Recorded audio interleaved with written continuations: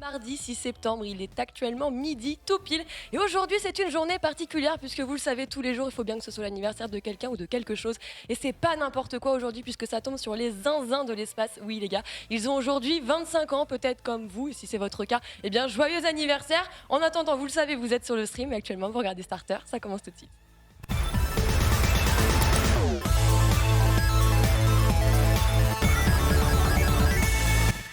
Là. Bonjour à tous et bienvenue dans Starter, ravi de vous retrouver. Bonjour Lox, incroyable, quelle introduction, quelle introduction. Parce que c'est les zinzins, on était portés par le mood. Ah, le mood, c'est vrai, le mood est là, ravi de vous retrouver midi 14h, Starter tous les jours sur le stream évidemment pour décrypter l'actualité JV pop culture du jour avec nous. Aujourd'hui pour nous accompagner avec différentes chroniques et leur avis éclairé sur les sujets du jour. J'ai le plaisir d'être en compagnie d'Otaxou. Bonjour Otax. Bonjour, merci pour ma présence. Travaille ici en fait, c'est ça? Non, moi j'ai l'impression de te voir tous les jours. Je commence à devenir un peu, tu vois, le perso dans un animé qui poursuit son senpai avec un bento en mode genre on va manger ensemble, tu vois, j'ai l'impression d'être ça maintenant, tu vois, mais ça fait plaisir. Plaisir évidemment de t'accueillir ici. Il est de retour après les vacances tonitruantes. C'est Skipper. Comment ça, Skipper? Bah, ça va très bien. Cette cam, c'est un contrôle calve et il est positif pour le moment. Oh non.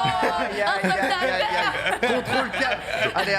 On aurait dû échanger au moins. Je le savais déjà. Tu vois. En mode solidarité, regardez. Contrôle calme. On est bon. C'est bon. On est plusieurs, on est bien. Impeccable. Nickel. Contrôle calme. Faites aussi un petit contrôle calme. Si vous avez une calvitie, généralement, c'est que vous êtes dans la tranche d'âge de l'audience de Starter, donc vous êtes bien ravis. Bienvenue dans la famille, quelque part. Ravis de voir. Ça dégoûte. Mais bienvenue à vous, ça nous fait quand même plaisir. Voilà quoi, super. Évidemment, bien entendu, ça fait très plaisir de vous accueillir. Ravi de voir que la colo est un peu meilleure. Par contre, déception, puisque comme d'habitude, tous les mardis, on l'attend. Il est encore en retard. Norman Genius n'est pas là. Ah, mais ça, c'est dingue. Hein.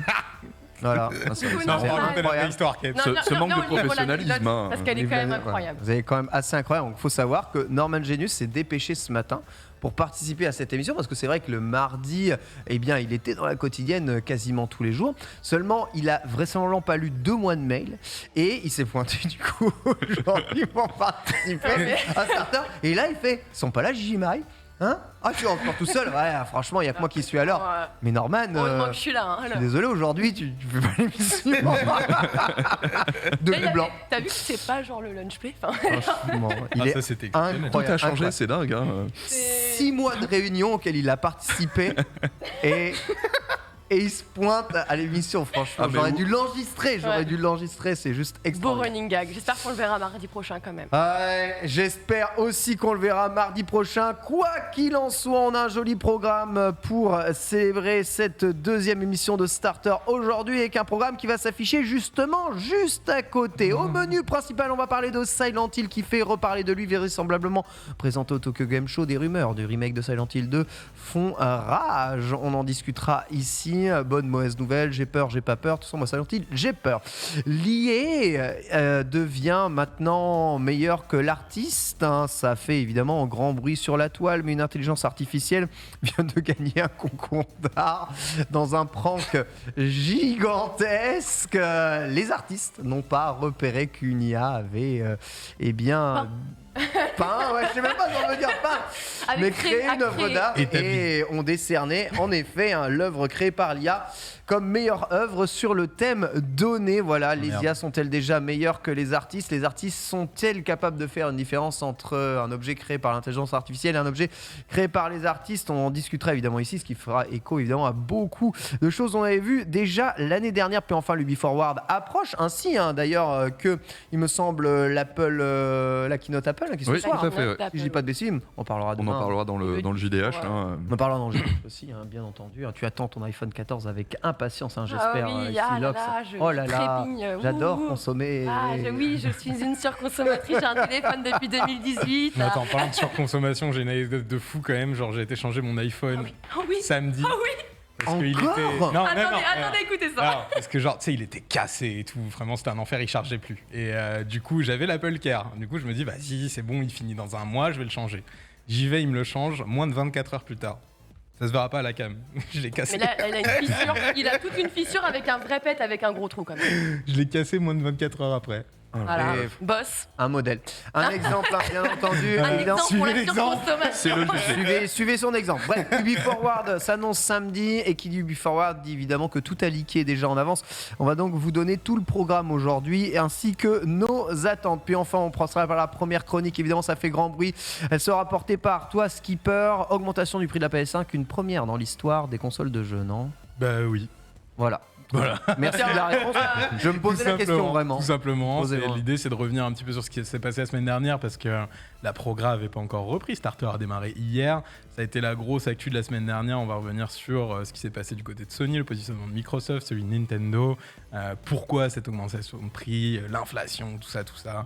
Une chronique un petit peu économique.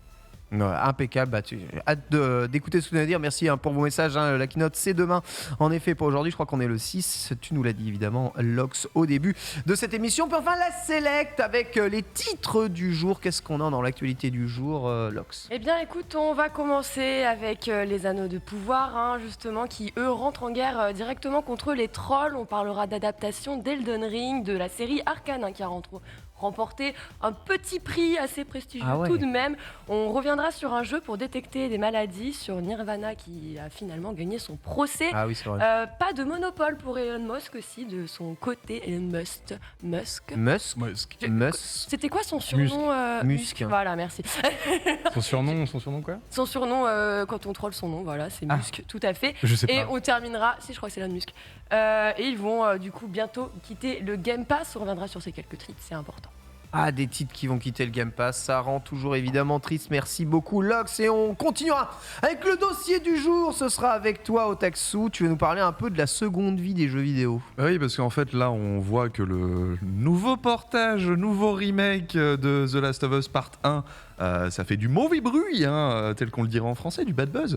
Mais plutôt que de faire une liste super négative de tous ces autres jeux qui font de l'argent gratuitement, limite, tu vois, je me suis dit, l'argent, ça peut être gratuit quand on fait le 3e remake, ça commence à devenir un peu gratuit. Pas faux. Surtout quand c'est à 125 balles sur le PSN australien, on dira rien. Là, je me suis dit, autant montrer en fait l'exemple de jeux qui ressortent et qui en avaient bien besoin, qui ont réussi à avoir une seconde vague, quelque chose de positif quand même, plutôt que de rester dans la négativité des réseaux, tu vois. Je rappelle que The Last of Us Part 1 est un excellent jeu. On le rappelle quand même. Un excellent jeu, bien sûr, puisqu'il est basé sur un excellent jeu qui est sorti puisque le jeu de base est un excellent jeu. Donc c'est un très très bon jeu à 80 €. Soyons quand même clairs, voilà, quel que soit son prix, ça reste. Bien sûr. Est-ce que ça a été ton jeu préféré sur YouTube ? Non, je l'ai vraiment, fait. Il y a joué accroupi en étant accroupi, ça c'est beau. Jamais il est très corpo. Ça, c'est du RP, quoi. Ouais, l'archive du jour reviendra évidemment sur les zinzins de l'espace, vous l'avez vu, mais anniversaire des zinzins de l'espace, 25 ans de la série animée. On en parlera durant les 5 dernières minutes de l'émission. Une série qui a marqué, une série gavée d'easter eggs que m'a appris Lox avant l'émission, et c'est rigolo. Bref, Starter, ça commence tout de suite avec le menu principal, c'est parti.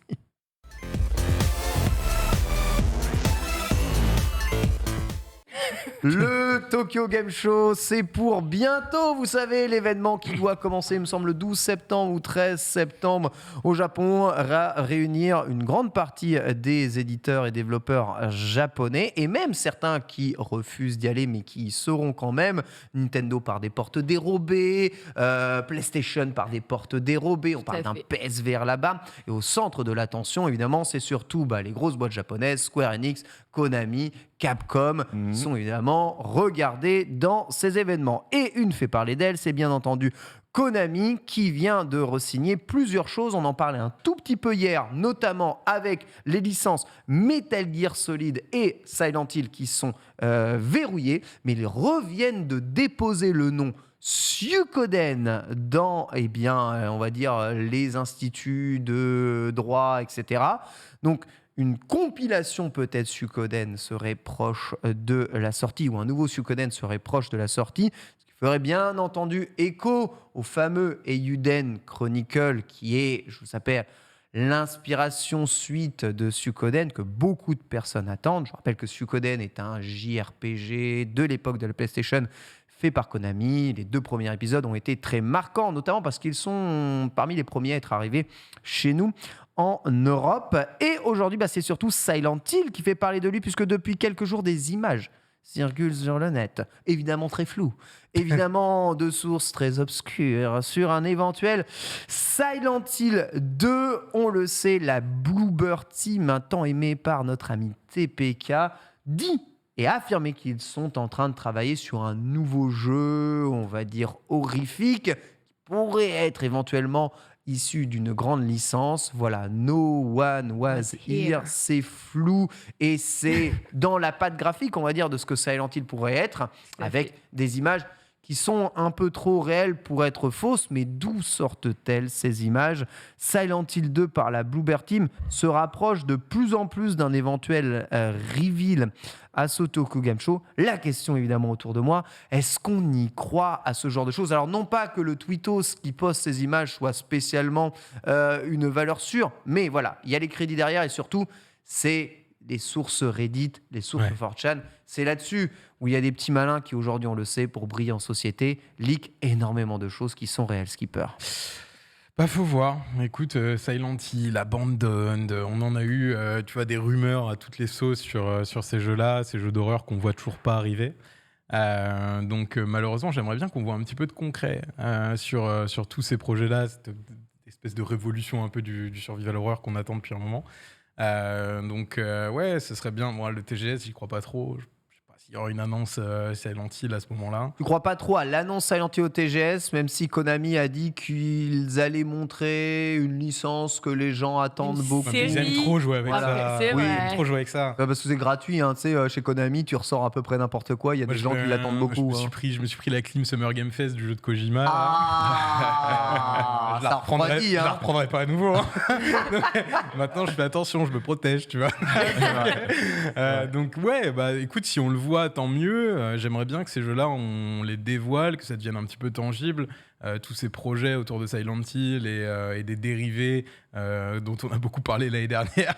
Donc ouais, que ce soit qu'on ait du trailer, qu'on ait du gameplay, qu'on ait pourquoi pas des dates. Au bout d'un moment, ce serait cool quand même. Ouais, au Taksu, toi, quant au retour de Silent Hill, au travail de Bloober Team dessus, on rappelle que ce sont ceux qui sont derrière The Medium, hein, qui est d'abord sorti sur le Game Pass et aujourd'hui, je crois, un peu sur toutes les plateformes. Va arriver même, il me semble, dans le PlayStation Plus, peut-être. Alors, je sais pas s'il y a encore, etc. Mais donc, ça sera peut-être à venir.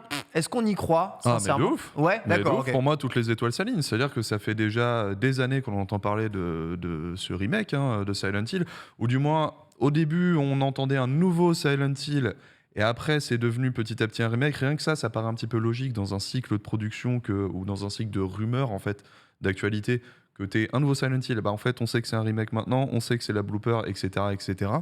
On sait que Konami est aussi dans une position où ils avaient complètement abandonné les jeux vidéo. Au final, maintenant, ils y recroient encore un peu, mais ils n'osent pas faire d'autre chose que profiter de leur licence et un peu donner la patate chaude à d'autres. Et pas le faire vraiment en interne comme il le faisait auparavant. Par contre, je ne crois pas à une annonce de ça sur une conférence Konami. Pas du tout. Pour moi, c'est State of Play. Ah oui, d'accord. C'est plus gros pour toi. Bah, bien sûr, parce que tu ne vas pas... Et c'est sous PlayStation que ce serait révélé. Évidemment, tu ne vas pas annoncer un Silent Hill au TGS. Même un remake ?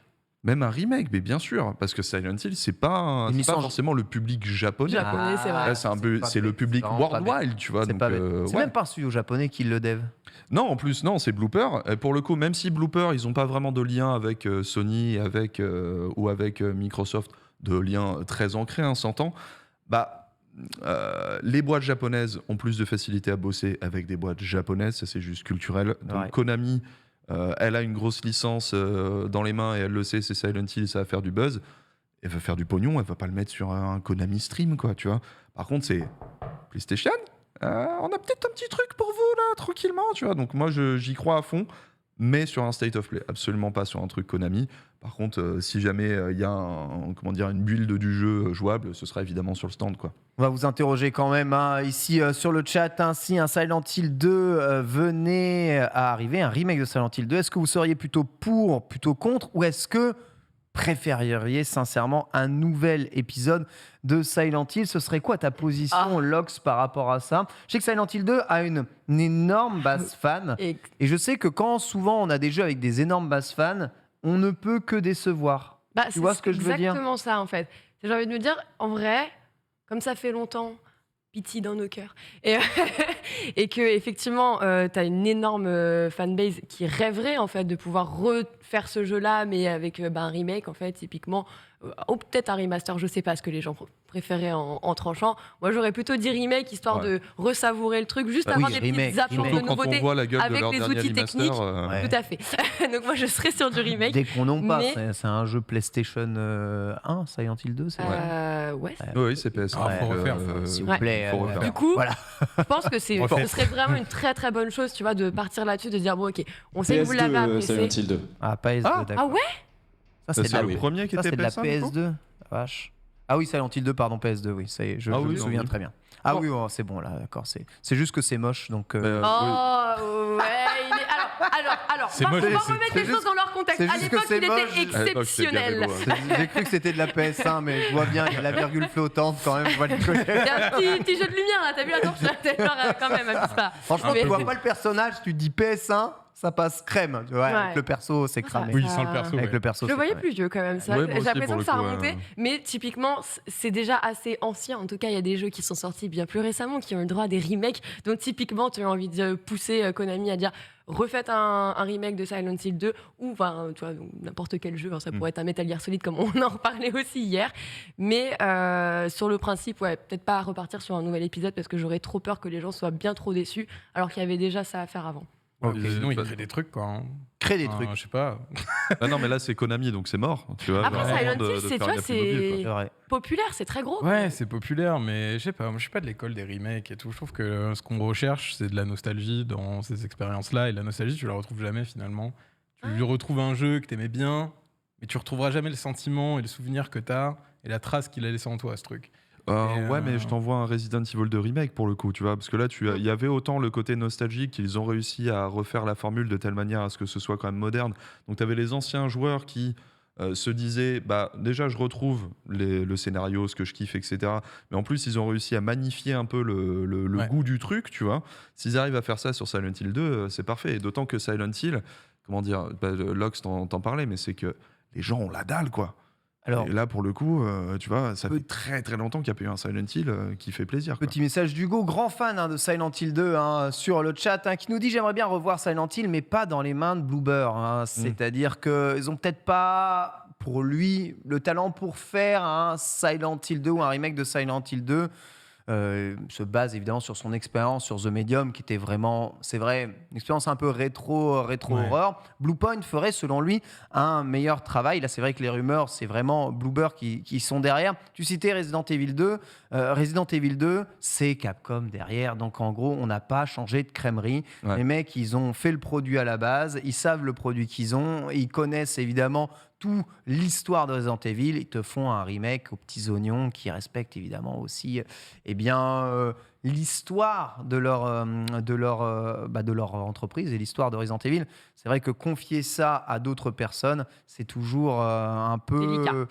C'est un peu délicat. Surtout quand c'est des grosses licences très appréciées, en fait, c'est toujours une problématique où on peut demander à Laura ce qu'elle pense de Halo depuis 343.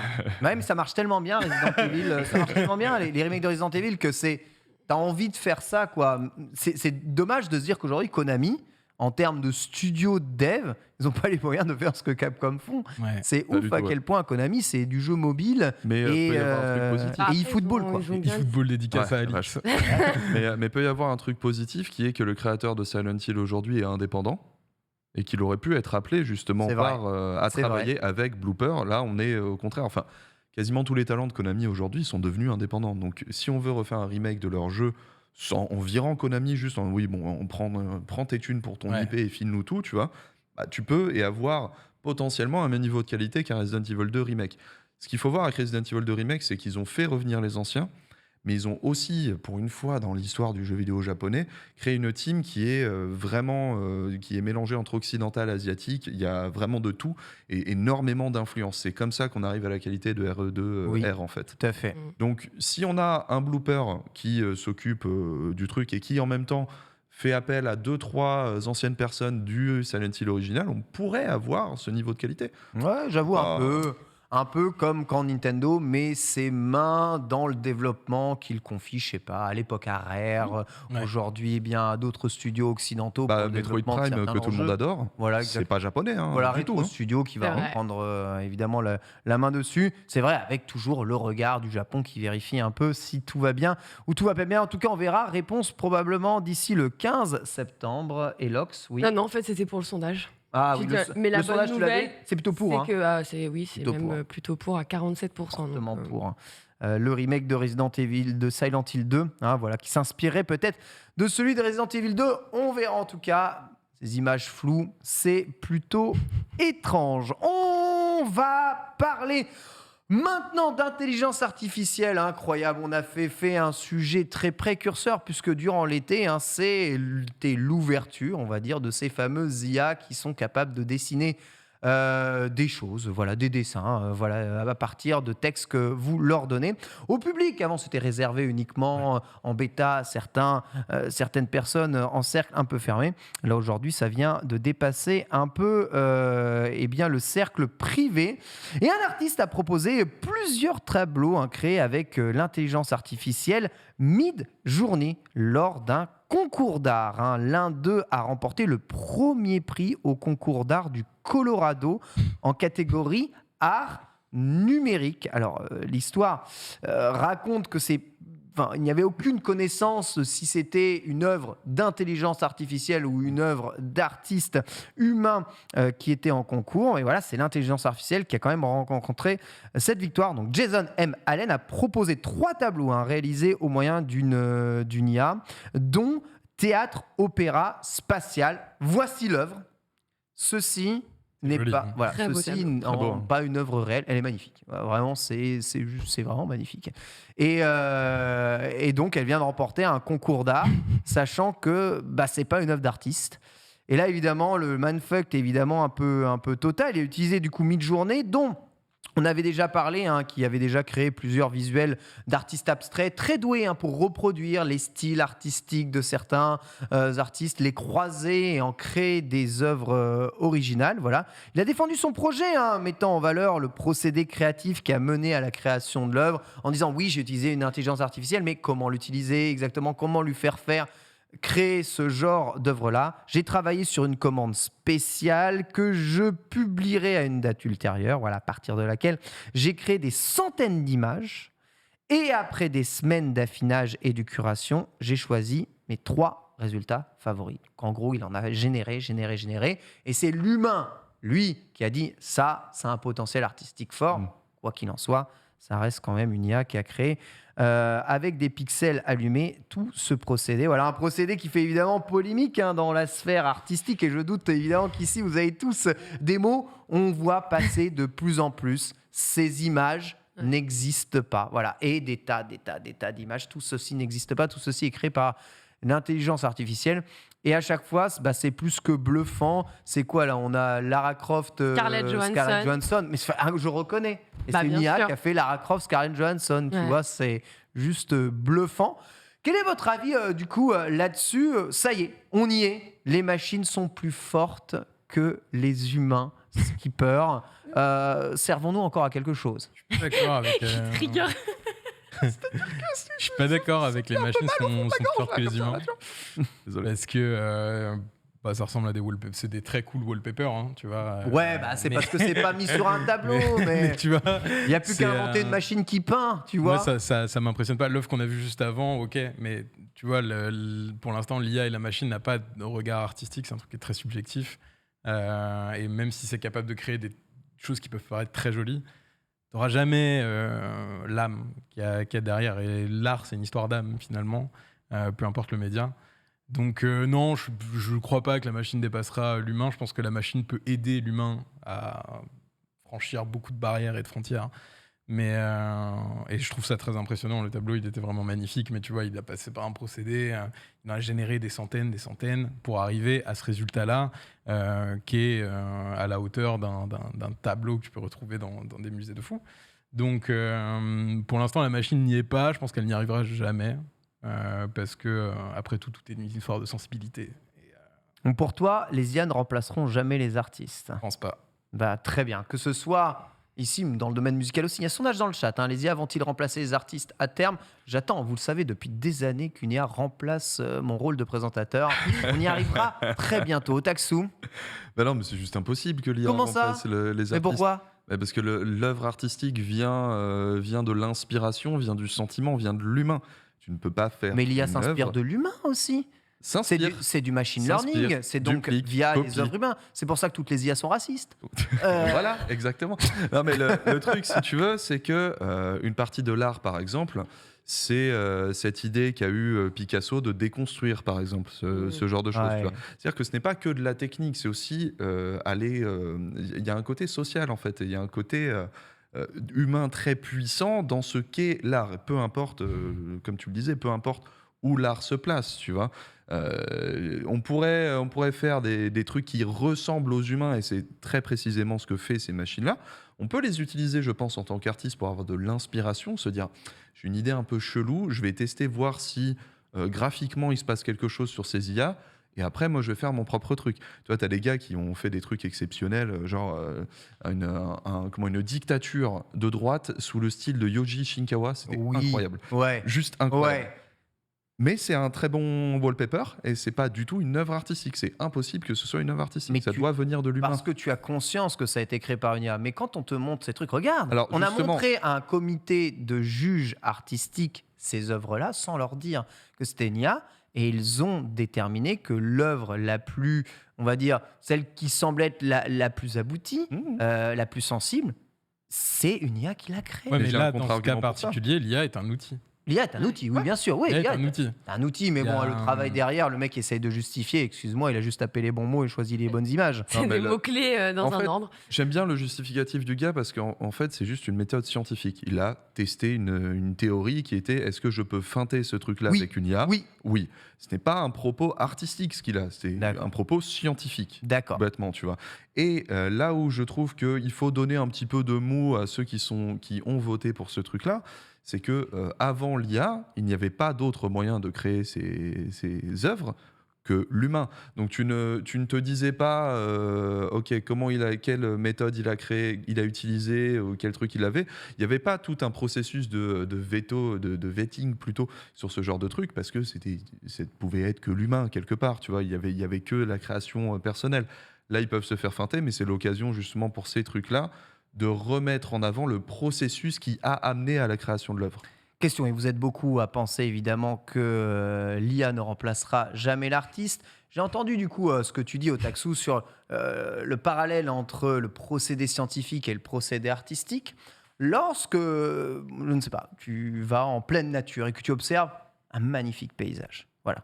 Tu te dis, ce paysage est beau, artistiquement parlant, ou si je t'explique que ce paysage est beau parce que le vent l'a sculpté comme ça, la mer et sa pression a fait monter justement des rochers dans ce sens-là, que finalement tous les procédés qui ont mené au paysage que tu vois sont finalement des procédés paramétrés, scientifiques.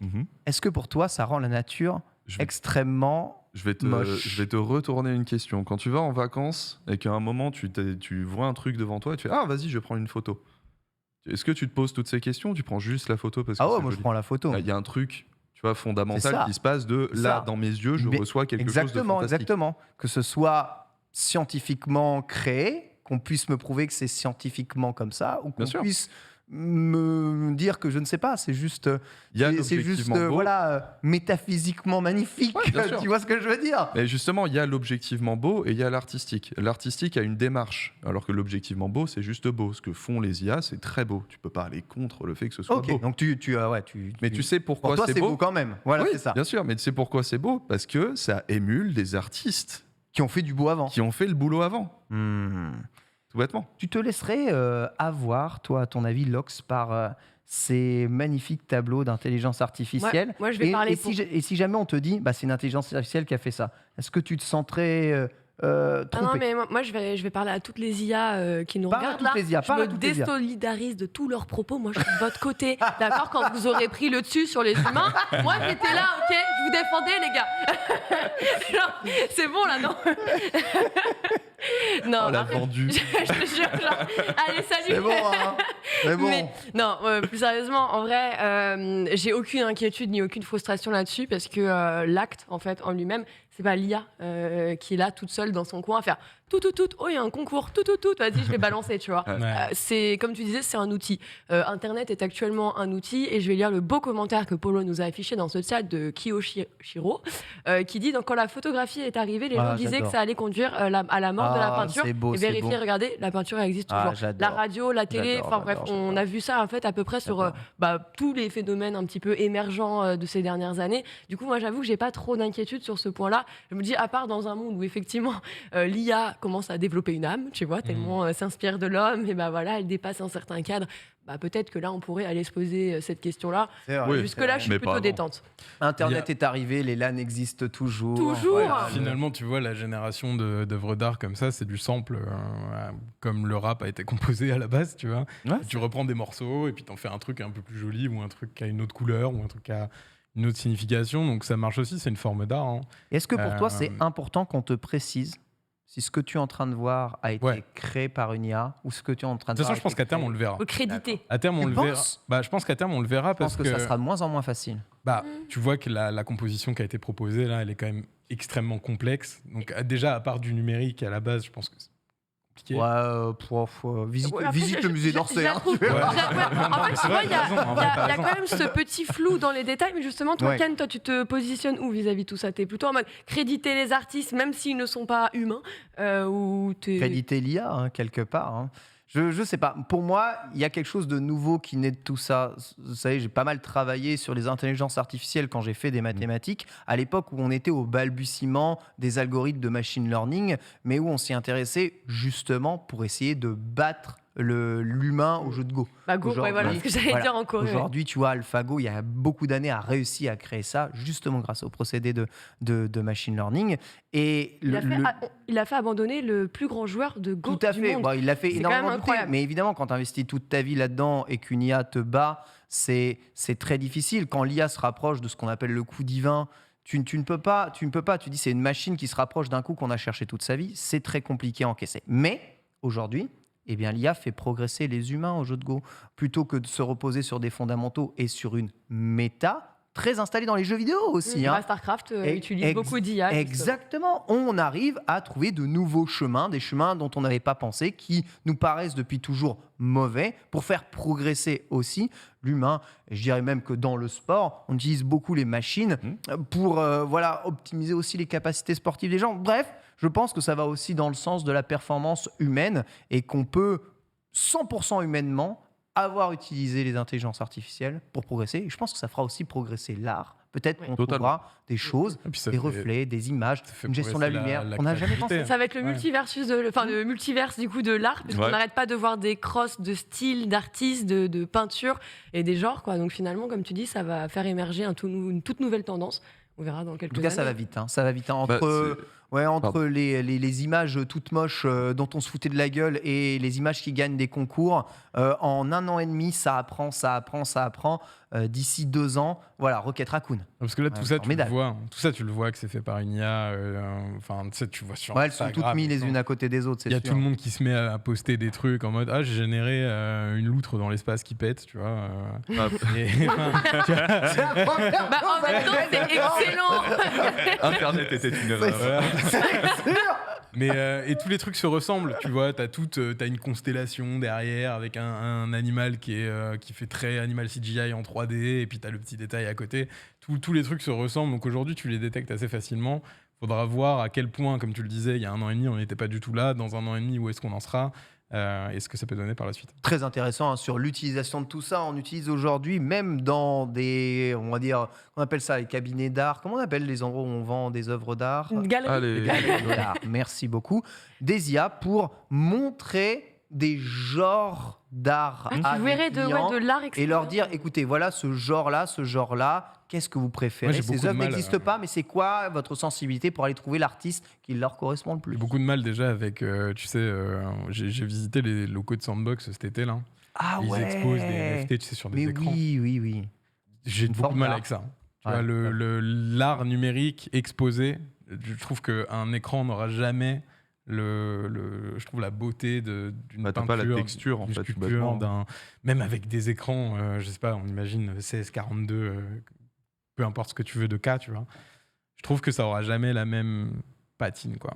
Ah bah c'est sûr qu'entre une planche originale de Eiichiro Oda et son imprimé en numérique sur ta tablette iPad, je pense que... Non, mais tu peux imaginer voilà. des œuvres comme ça sur des écrans gigantesques avec des définitions de fou, ça peut être magnifique aussi.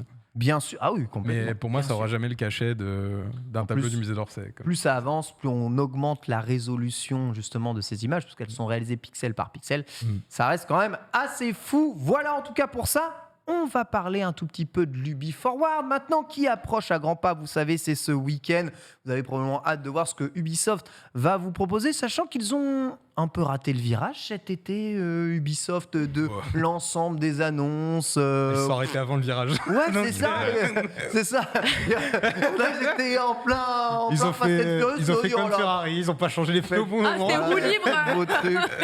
Flemme de ouf. Et il y a Mario le lapin crétin qui arrive quand même à cette Non, rentrée. ils ont fait un truc un peu bizarre quand même, c'est qu'ils nous ont annoncé qu'ils ne seraient pas présents sur les conférences Oui, parce qu'ils n'avaient rien à annoncer Ouais. en fait. Raison, motif acceptable quoi, j'ai envie de dire. De bah, te faire taper dessus en mode. j'apprécie. Voilà, donc tout à fait. J'apprécie. Mais après, du coup, c'est quoi? Ils avaient fait un. Voilà, c'était Skull and la Bones, présentation voilà, de Focus Skull and Bones en nous annonçant du coup la date de cette Ubi Forward qui va avoir lieu donc le 10.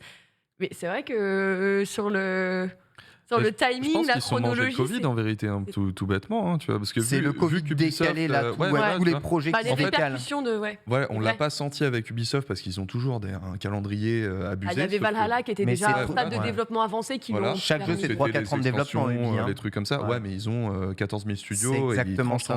tranchent constamment, tu vois.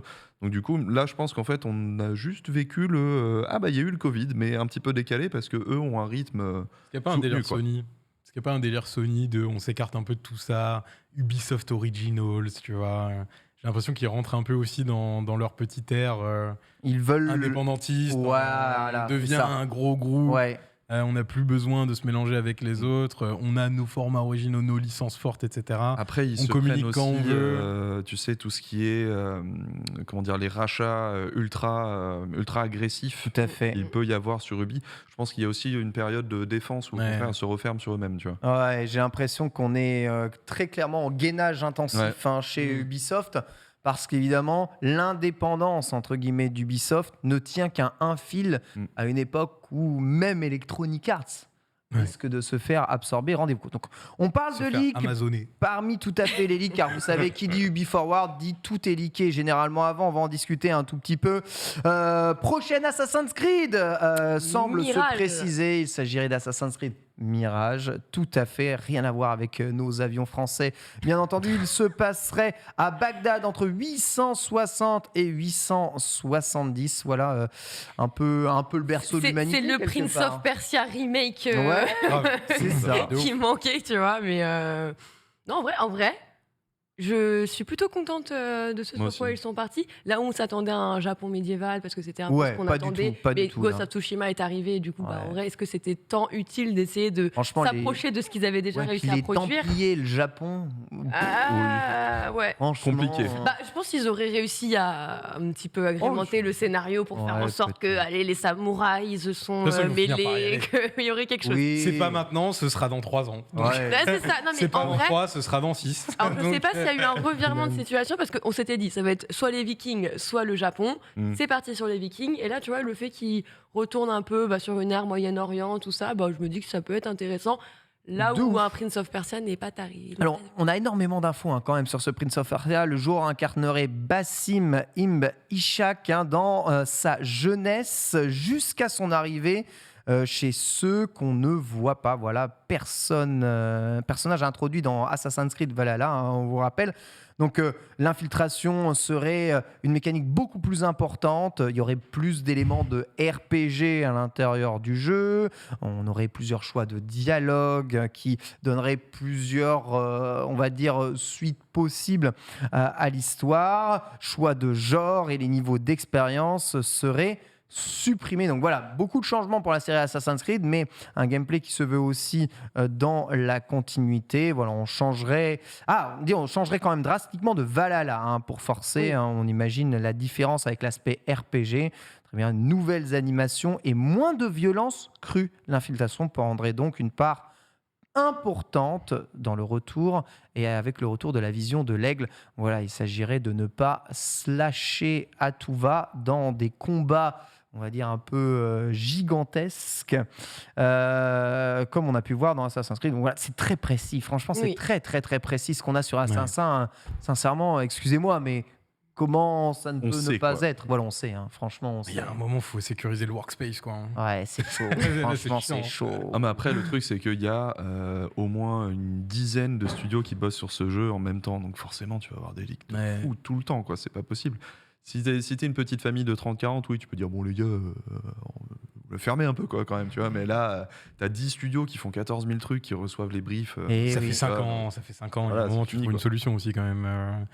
C'est tous les Ubiforward ont laissé à l'avance, mais le Assassin, moi j'ai cru un visuel de DLC au début quand on a vu la première image. C'est très bizarre, mais faut voir ce que ça donnera. Moins sanglant, c'est pas étonnant parce que la culture viking c'est quand même autre chose.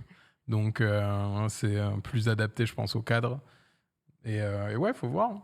Voilà, donc déjà, si le nouveau Assassin, on va dire AAA, est présenté dans cette Ubiforward, c'est quand même déjà un gros rendez-vous, samedi, mine de rien. Et derrière, on parle aussi de The Division, avec The Division Heartland, tout à fait, qui a le droit lui aussi à ses fuites, une fois n'est pas coutume. On avait déjà entendu parler du projet de jeu free-to-play The Division, je ne sais pas si vous vous rappelez. Battle Royale avec des Battle Royale différents avec des zones toxiques qui se déplacent différemment des autres BR. Voilà, exactement. Avec du fameux PVP, VE. Voilà, exactement. Donc player versus ennemi, donc des ennemis qui seraient au milieu des joueurs, qui permettraient aussi de progresser dans le Battle Royale. On a un logo, donc là je pense que, je sais pas si c'est créé par un fan ou quoi que ce soit, mais on est déjà vraiment très très loin. On a eu déjà, c'est ce que je voulais dire, on l'avait déjà vu et en plus ils ont eu tellement de leaks. Il y avait une vidéo en plus de Heartland, non ? Il me semble. Je me trompe ? Il me semble que oui, il y avait une vidéo qui était sortie. Pour Skull and Bones, ça avait été la même chose parce qu'il y avait les hands-on, les prises en main avec les tests justement des joueurs qui étaient. Non mais ils n'écrivent jamais en français ce terme aussi. Il m'énerve. Moi je galère. En tout cas, je sais qu'ils avaient balancé toutes les vidéos parce qu'en plus tu voyais les trucs de copie de mail, ils avaient juste caché les pseudos pour pas qu'ils se fassent remonter. Mais c'est vrai qu'ils ont absolument tout qui leak, c'est pas facile.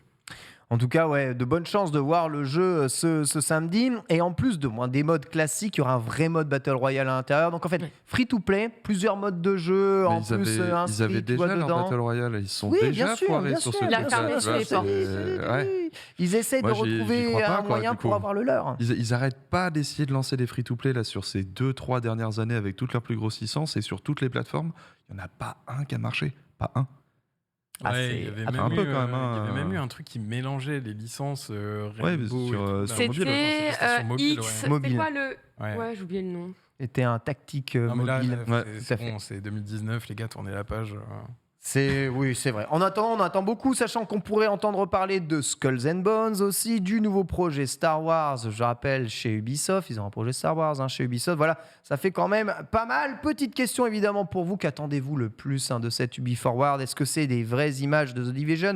Du nouvel Assassin's Creed, Skull and Bones, encore précisé, qui devrait arriver pour la fin de l'année. Là, ça me semble bien, après les bêtas qu'ils ont fait. Ou encore le nouveau Star Wars. Dites-nous, évidemment, de notre côté, ici, si on attend beaucoup d'Ubisoft, ce serait par quel biais, Skipper ? Avatar, Ken. Avatar, mais bien sûr, comment ne pas citer Avatar ? Mais ils l'ont pas ultra repoussé, ils ont pas déjà prévu que on verrait des trucs, frère, le film il sort à la fin de l'année, il y a un moment. Mais ouais. Il est vrai que oui, il serait temps. Donc, non, Avatar. T'attends vraiment Avatar ? Ah ouais, Avatar. Avatar, ça m'a matrixé quand j'étais petit. Je l'ai pas revu depuis, mais. Mais je pense Disney+. Ouais, mais il me fait peur. Oh non, j'ai aimé, je ne veux pas. Non, Est-ce que je vais tranquillement aller me jeter dans le vide en regardant Avatar 2, puis on verra bien. Combien d'années sépare Avatar 1 du 2 déjà? Bah, c'était 2009. Ouais, il y a plus de 12, 13 ans. 2009, c'était 2009. 13 ans. Je crois 2009, j'ai peut-être une connerie. Ouais, non, mais tu dois avoir complètement raison. C'est juste quel que âge je me prends un coup de avais-tu, vieux, quoi. Skipper? 27 ans depuis peu. J'ai obligé de préciser. Donc en 2009? Ah bon, en 2009, Ken, c'est toi le prof de maths. Vas-y, on avait le même âge, fais le calcul. Non, j'avais Moins 14, 0,5 de 13, moyenne. t'étais adolescent. 0,5 de moyenne à mon DUT en maths, Ken. Mais c'est pas possible. Moi, j'avais 3. J'ai fait 3 au bac. J'ai pris juste le barème de QCM. Je vais mettre une IA à votre place. Je vais mettre une IA à votre place. Tout le monde cite évidemment BGE2. Si on n'en parle pas, c'est parce que vraiment, il n'y a pas le début d'une moindre lueur d'espoir, d'annonce et de montrage de ce jeu. Et là, je suis le plus blasé du monde. Voilà. En vérité, moi, s'il y a bien une licence Ubisoft que j'aime, c'est Beyond Good and Evil. Merci. On n'aura pas ça. Mais je reste... Non, en vrai, tu vois, pour la première fois de ma vie, je suis curieux sur Assassin's Creed, en fait. Alors que c'est pas du tout mon délire. Depuis Odyssey, j'ai lâché. Mais moi, j'ai lâché depuis Assassin's Creed 2, tu vois, pour te dire. Ouais. Ah oui. Parce que moi, j'avais surkiffé le premier. Et je me suis dit, trop bien, jeu l'assassin, un truc... tu vois, je me disais, mais Metal Gear Solid, mais dans la culture arabe et tout, tu vois, genre, j'ai été à fond dessus, tu vois. Je me disais, le prochain, ils vont faire plus d'infiltration, plus d'assassinats, on va augmenter ce truc-ci, ce truc-là. Non, c'est passé action direct. Ouais, avec oui. un mec, t'arrives, il sort direct de la chambre d'une meuf pour aller dans un autre truc. Et tu dis, ouais, bon, ok, super. Là, c'est pas une fois, en fait, après, ça marche bien, tu vois. Le perso est sympathique, il n'y a pas de souci, mais c'était pas du tout ce que je voulais. Moi, je voulais le Assassin, tu vois. Je voulais Assassin's Creed. Pas machin Creed, peu importe le truc, tu vois. Là, ils ont l'air de vouloir aller, au contraire, dans le jeu que j'avais imaginé à l'époque. Je suis super curieux de ça. En tout cas, ce Assassin est le jeu que vous attendez le plus de cette Ubiforward. Réponse ce samedi, bien entendu. On vous couvrira ça dès lundi dans Starter. C'est l'heure de la première chronique et on va revenir évidemment sur l'augmentation du prix de la PlayStation avec Skipper qui va nous parler un peu d'économie. C'est parti.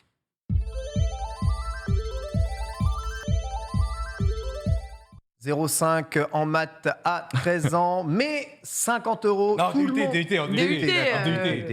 50 €, tout le monde sait ce que ça fait. 50 balles, tout le monde sait ce que c'est exactement. Ça fait mal. Voilà ce que ça fait. Ça fait mal. Non, à 13 ans, j'étais très bon en maths en plus, l'a dit. Mais il y a eu un décrochage lycée assez violent. mais ouais, les amis, c'est la rentrée. On est tous fauchés après l'été quand même. C'est vrai. On a tous passé de bonnes vacances. Ouais, tu nous rappelles notre situation là. Écoute, moi j'ai vraiment. Je suis pas venu pour souffrir, monsieur. Comme j'ai changé de téléphone, j'ai dû me reconnecter sur l'appli de ma banque ce matin, un peu par dépit. Ça m'a très vite ramené à la réalité. Il était hors de question que je sois seul dans cette situation.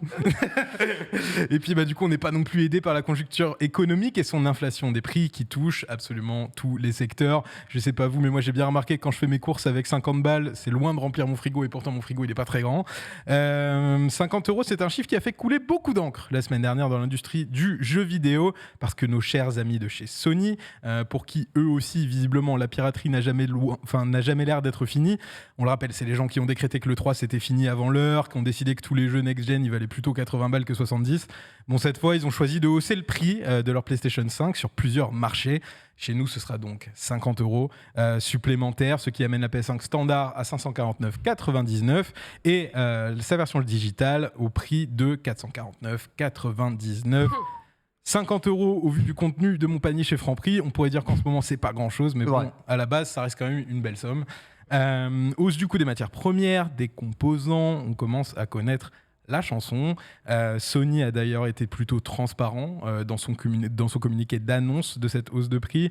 Nous voyons, je cite, des taux d'inflation globaux élevés ainsi que des tendances adverses dans les valeurs des différentes monnaies, ce qui impacte les consommateurs et cause une certaine pression sur bien des industries. Sur la base de ces conditions économiques difficiles, Sony Interactive Entertainment a pris la difficile décision d'augmenter le prix de vente conseillé de la PlayStation 5 dans certains marchés, l'Europe, le Moyen-Orient, l'Afrique, l'Asie-Pacifique, l'Amérique latine, le Canada.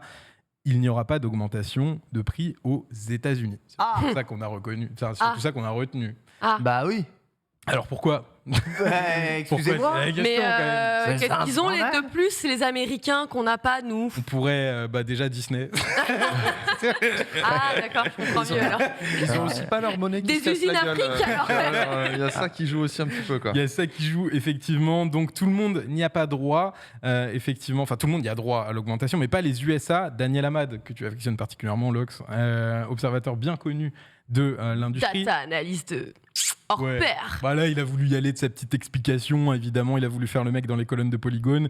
Une augmentation de prix aux États-Unis, je cite, est peu probable au vu de la force du dollar américain. Ça frappe l'Europe où le dollar et l'euro ont la même valeur pour la première fois depuis 20 ans.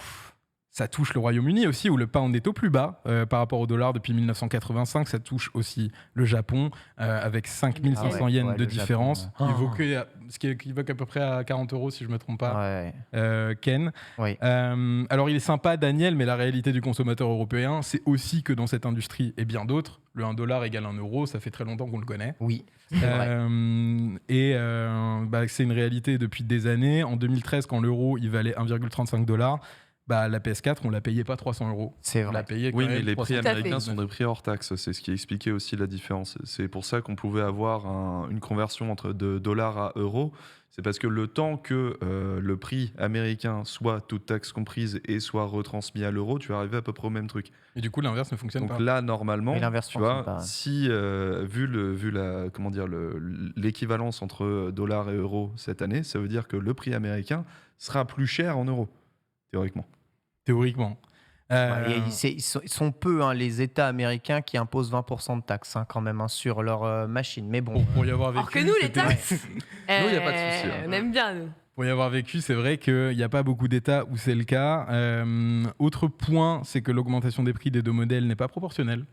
10% d'augmentation pour la PS5 standard, Oui. 12,5 pour la version digitale. Ouais, c'est vrai, c'est 50 €. Oui, bah, Sur une machine à 400, sur une machine à 500, vous avez tous fait des maths. Oui. Pareil. Parce que 2-3 balles de différence, pourquoi pas.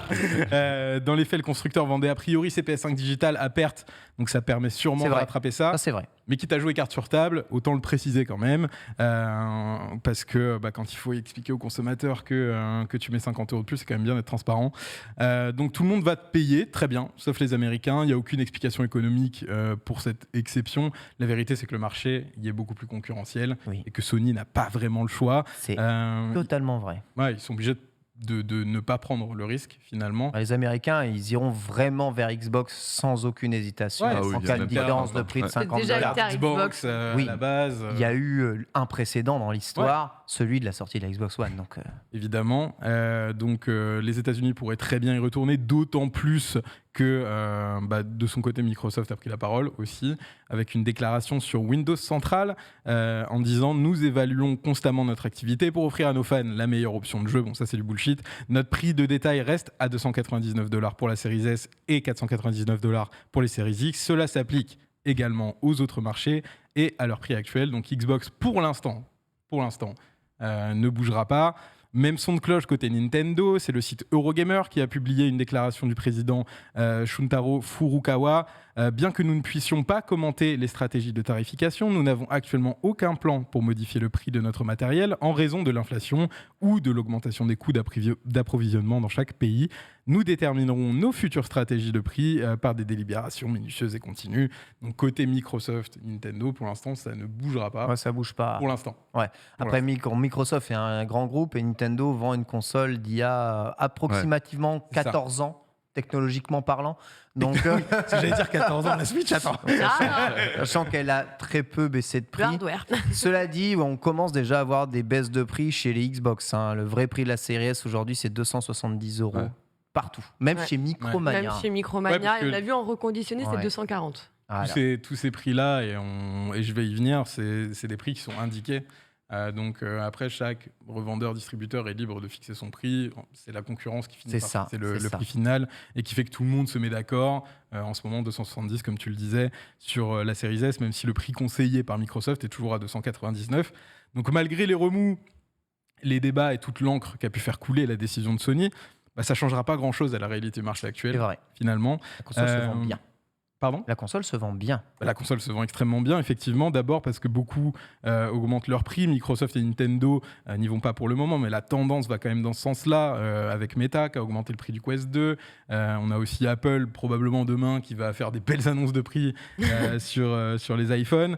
Ça reste du business, les entreprises sont là pour gagner de l'argent. Quand les coûts augmentent trop, naturellement, ça a une répercussion sur le prix du produit fini. L'autre réalité, la plus importante à notre sens, à mon sens en tout cas, car c'est celle qui nous touche le plus, c'est que cette augmentation de prix changera en rien la demande de la PS5. Près de 2 ans après la sortie des consoles next-gen, elles sont encore extrêmement difficiles à trouver. Et puis ça, c'est nous qui en payons le prix fort. Combien de possesseurs de PS5 ont acheté leur console bien au-dessus du prix conseillé? On pourrait demander dans le chat. Ouais, on pourrait demander dans le chat. Combien de potentiels acheteurs sont encore prêts à investir 50, 100, 200, 300 euros de plus que le prix conseillé? Moi, je pense pas que c'est dans le chat qu'ils sont là, ces gens. Ouais, je sais. Ouais, je leur souhaite pas d'ailleurs. On a des gens éveillés dans le chat. Ouais, après, il y a aussi des gens pressés qui la voulaient. Et puis, des fois, quand t'as pas le choix, t'as pas le choix. Donc, en vrai, qui on est pour pointer Sony du doigt quand finalement ils font que suivre une inflation, quand tu as des distributeurs qui forcent les consommateurs à acheter des packs hors de prix avec du contenu qui n'intéresse personne. Aujourd'hui, si tu veux te procurer une PS5 ce matin là, sur le site de Micromania, c'est seulement dans des packs à 2000 € avec un téléviseur. On est encore là-dedans, un an après.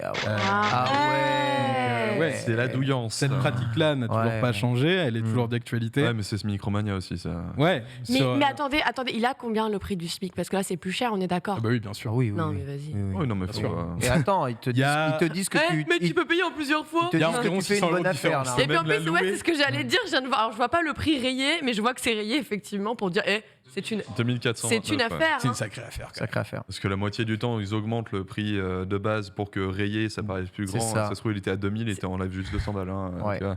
C'est la base du truc. Moi, je me dis, c'est la première console de l'histoire où les mecs qui ont préco ont fait une super bonne affaire. C'est incroyable. C'est fou. Incroyable. En vrai, la Switch est exactement pareil. 270 € en précommande. Personne n'y croyait après l'échec de la Wii U. Et elle est revenue à 330 €, prix public conseillé après. J'ai payé clairement la mienne 60 € moins cher que son prix public conseillé. Pendant le confinement, c'était une radia aussi. Donc ça n'a pas aidé. Pour pas épingler que Micromania, des plateformes comme Fnac ou Cdiscount, même si c'est pas eux qui la vendent directement, c'est via des vendeurs tiers, tu peux pas trouver une PS5 à moins de 800 €. Donc au moins Sony a la décence de suivre la conjoncture économique. Les distributeurs et les vendeurs, eux, ne l'ont pas attendu pour mettre en place des pratiques commerciales scandaleuses. Dans cette affaire, Sony joue le rôle à la fois du bourreau et du sauveur finalement. La dernière phrase de leur communiqué: bien que cette augmentation de prix soit une nécessité dans le climat économique global actuel et son impact pour les affaires de Sony Interactive Entertainment, notre priorité principale reste l'amélioration des stocks de la PS5, parce qu'en réalité, même en augmentant son prix de base, la PS5 ne sera jamais moins chère qu'en résolvant son problème d'approvisionnement. Exactement, et c'est ça la vérité, c'est si on pouvait produire autant que la demande, il n'y aurait aussi pas tous ces problèmes. Merci beaucoup Skipper pour cette chronique qui résume parfaitement le problème. Petit tour de table ici, c'est quand même une première dans l'histoire. On a essayé de remonter, voir si dans l'histoire du jeu vidéo, certaines consoles ont augmenté le prix. Je vous rappelle qu'une des PlayStation la plus chère de l'histoire, c'est la PlayStation 3, vendue 600 € à la sortie. 2 ans plus tard, la console en valait 400. Parce que le lecteur Blu-ray, en fait. Voilà, c'est ça. Aujourd'hui, 2 ans plus tard, la console en vaut 50 € de plus. C'est incroyable, je trouve. Mais franchement, alors quoi, ces consoles sont-elles sorties trop tôt, Lox ? Je sais pas ce qui est trop tôt ou trop tard dans la concordance du temps ou la chronologie, mais il y a un truc qui va pas, quoi. Genre, clairement, tu as envie de te dire, comme tu l'as résumé, les gens, ils sont dans une situation où ils ont de moins en moins d'argent, c'est de plus en plus difficile d'aller se loger, on met moins de budget dans les loisirs aujourd'hui, à l'heure actuelle, en tout cas dans la majorité des foyers français. Donc c'est vrai que quand tu vois ce genre de choses, tu te dis, finalement, un petit peu merci à Xbox de rendre un petit peu accessible le jeu vidéo sans avoir à te ruiner et avoir ces choses-là, parce que je trouve ça quand même assez triste, parce qu'il y a quand même une époque et une génération, et je parle particulièrement pour nous, où nous on a grandi, le jeu c'était accessible, on n'açatait pas des consoles, quand on n'en avait pas, on avait des potes. Et aujourd'hui, tu vois, la consommation se fait vraiment différemment. Ça a toujours été très cher, le prix des consoles, mais... Ça restait très cher, mais tu vois, ça se partageait plus facilement et tout. Donc maintenant, tu as des offres qui rendent les choses plus accessibles. Comparons ce qui est comparable. Regarde, Skipper vient de racheter un téléphone 1000 € là, parce qu'il avait caché le sien. À l'époque où un téléphone dernière technologie... Apple hier. À l'époque où des téléphones dernière technologie sont aux alentours de 1000. franchement, des produits comme la Xbox Series X ou la PlayStation 5, c'est des produits qui, pour la technologie qui sont dedans, sont vraiment pas chers. Non. Sont vraiment pas chers. C'est pas cher, mais au accessible. moment de l'achat, ça représente un investissement que tu fais une fois sur des années. Donc certes, ça vient s'amortir d'une certaine manière. Tu prends l'équivalent, Mais ça reste- dans un personal computer. c'est L'équivalent l'exemple parfait. technique dans un personal computer, ça Oui, te t'as reviendra pas le même truc. Ouais. beaucoup plus cher. Ça te reviendra au prix que c'est censé revenir. Mais il faut parler Les consoles d'accessibilité sont de base bon marché. plus que de petits prix, hein, parce que 200 balles, c'est pas toutes les familles qui les sortent en un coup. Hein, c'est le problème, c'est le côté cash, tu vois, de l'investissement. Mais incroyable. Moi, déjà 500 C'est dur. € la console, même à oui, 37 on chiale, ans, hein, même à 37 ans, je vois flou. Hein. Ouais, Évidemment. pareil. Hein, Donc, y a pas de Après, temps, hein. t'as les propals de financement Xbox, tu vois. Mais tu vois, qui genre. s'étalent dans le Ouais. temps, mais il y a, en fait, là, on a traversé 2 années de crise mondiale sans précédent depuis très longtemps, en tout cas. Et ça va avoir un impact sur notre société. Et oui, je pense que ces consoles, elles subissent à la fois toutes les histoires de confinement en Chine où les chaînes de production sont super impactées par les confinements, par le manque de composants, par tout un tas de choses. Et puis, ouais, aujourd'hui, on a une inflation partout dans le monde qui est vénère, qu'on ressent tous. Et elle paye un petit peu le prix de ça, le prix du timing. Je pense que sortir en 2020, finalement, c'était risqué. Quand tu sais que tout le monde savait que les 2, 3, 4, 5 années post-Covid, ça allait être compliqué. Ça va être compliqué. Faut-il arrêter d'acheter pour que les prix baissent? Ah, le boycott. C'est une bonne question, malheureusement. Je suis pas sur le plateau de Alors, Bourdin. Ouais, non, mais c'est une vraie question. C'est une Alors, vraie question. Dans les J'ai- faits, il faut voir que J'ai tendance Sony- à voir que moins les gens ont pris d'essence parce qu'elle était trop chère, plus elle a baissé. Je ne sais pas, ça me semble logique. Ouais, mais il y a un moment où tu dois couper Ok. des trucs quelque part. Tu vois. Il faut voir qu'en fait, C'est Sony, pas un produit de première nécessité, une PS5 quand même. déjà de base, C'est est ça, tu vois, c'est ça qu'on comparait avec l'ordinateur. Et l'ordinateur, moi, je suis de cette. multitâche. Moi, on voulait pas de console pour moi. Et Nécessaire. l'ordinateur, c'était OK. Parce que l'ordinateur, c'est un outil de bureautique. Je peux faire mes devoirs avec, je peux faire plein de choses. Donc, tu vois, déjà, Mais un pour une famille. ordinateur qui peut jouer, c'est plus le même budget déjà, tu vois. Voilà. Donc ouais, pas de boycott pour toi. En fait, moi, malheureusement, j'ai pas de T'as déjà- PS5, en fait. T'as pas de PS5? Non, j'ai pas de PS5 boycott. parce Boycott. que... Je rigole. Ouais. Non, parce que Mouvement déjà, c'est politique. introuvable. J'ai la flemme de me manger 40 heures de queue pour trouver une console. C'est cher. Et j'ai un PC. J'ai eu la chance de faire un PC juste avant la sauce, là. La bonne. Otaku, rapidement, boycott, pas boycott? Non, pas Pas boycott, de boycott. Day One, hein. Bien. Lox. Allez, contre-courant, boycott. Ouais. Et Lox, toi évidemment, engagé. Moi, j'ai une PS5. Donc. Mais oui, à 550, c'est non. C'est non. OK. Franchement, c'est non. Voilà. Facile à dire quand on a déjà une, de toute façon. Voilà. Il est 13h et c'est l'heure, bien entendu, des titres de l'actualité aujourd'hui Parfait. et de la Select de Lox. C'est parti.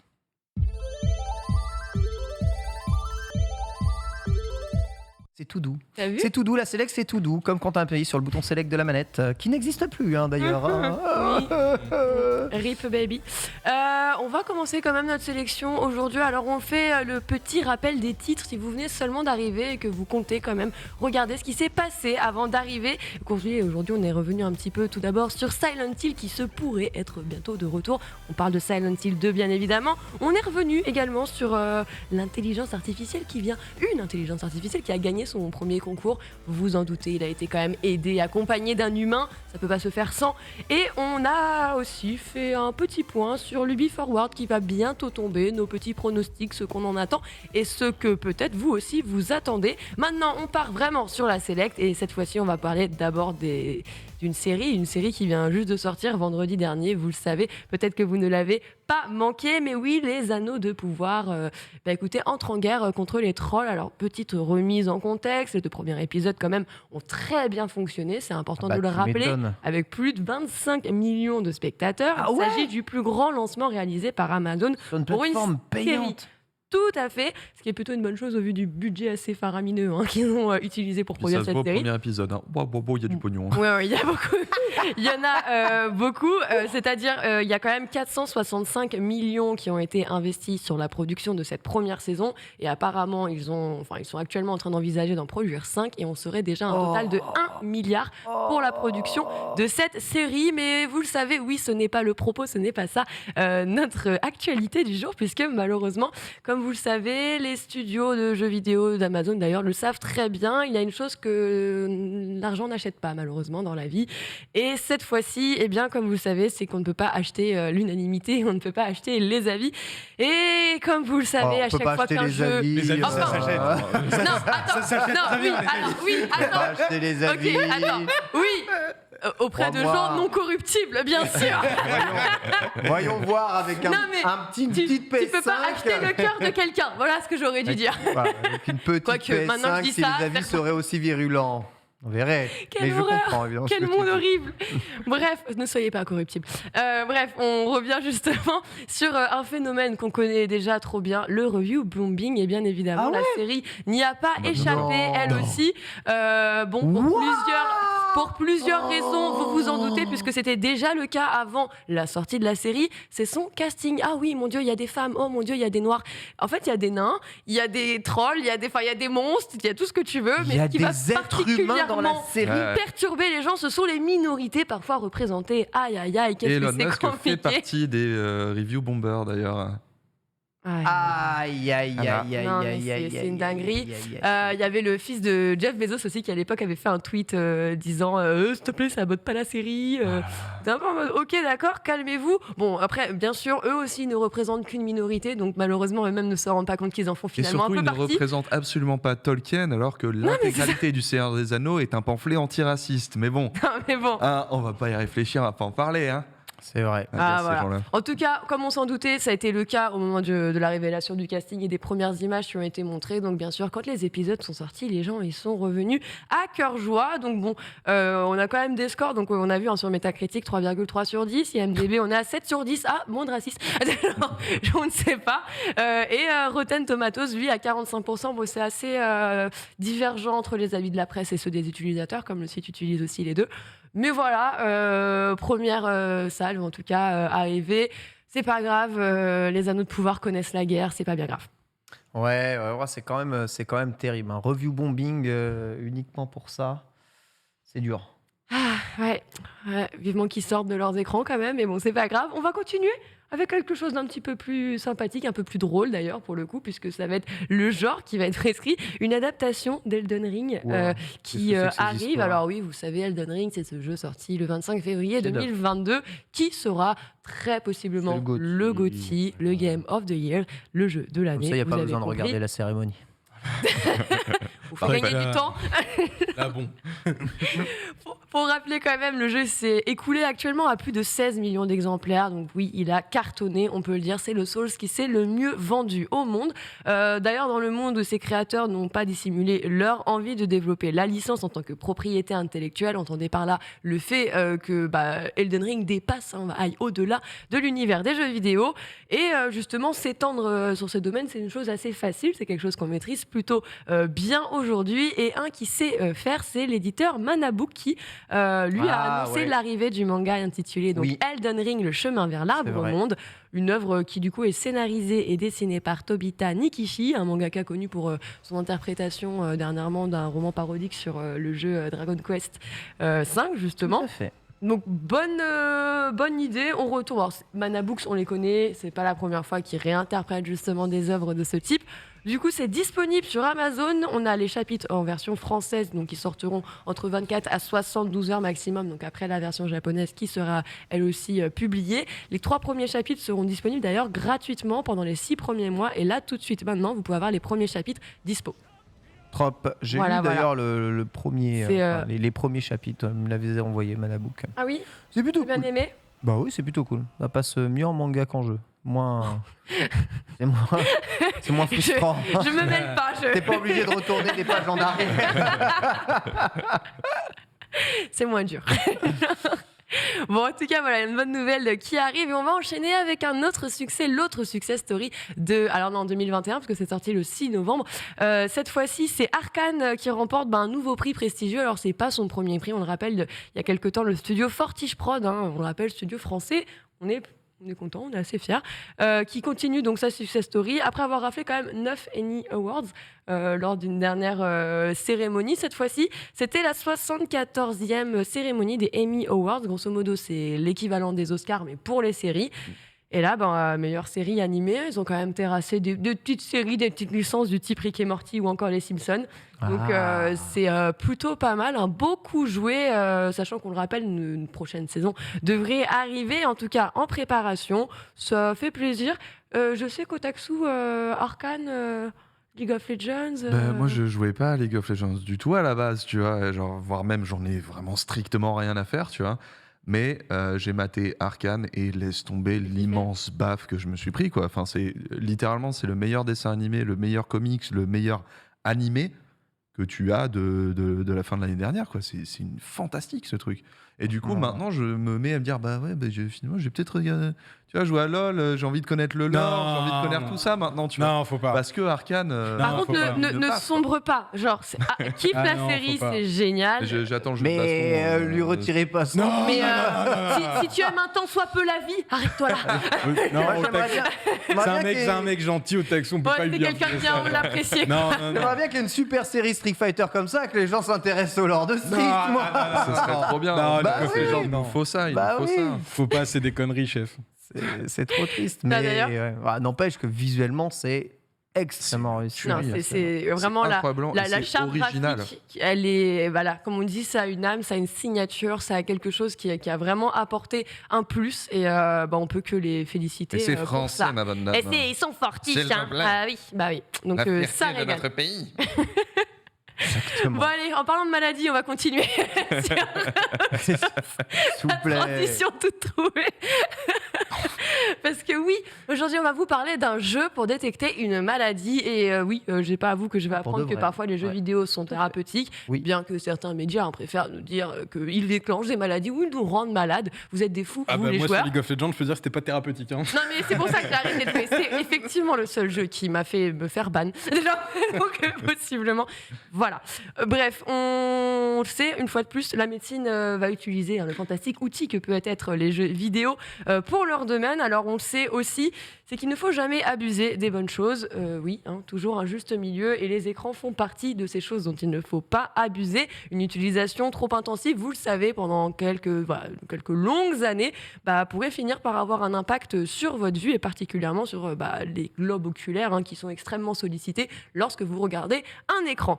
Et qu'est-ce qui s'est passé ? Bien écoutez, des chercheurs japonais ont eu l'idée ingénieuse de se dire nous on va aller créer un jeu qui va en gros viser à aller détecter si des personnes sont atteintes du glaucome. Alors le glaucome, c'est une maladie chronique qui est à l'origine d'une cécité qui est malheureusement irréversible. Donc vous perdez la vue et on n'a aucun moyen de vous aider à la retrouver.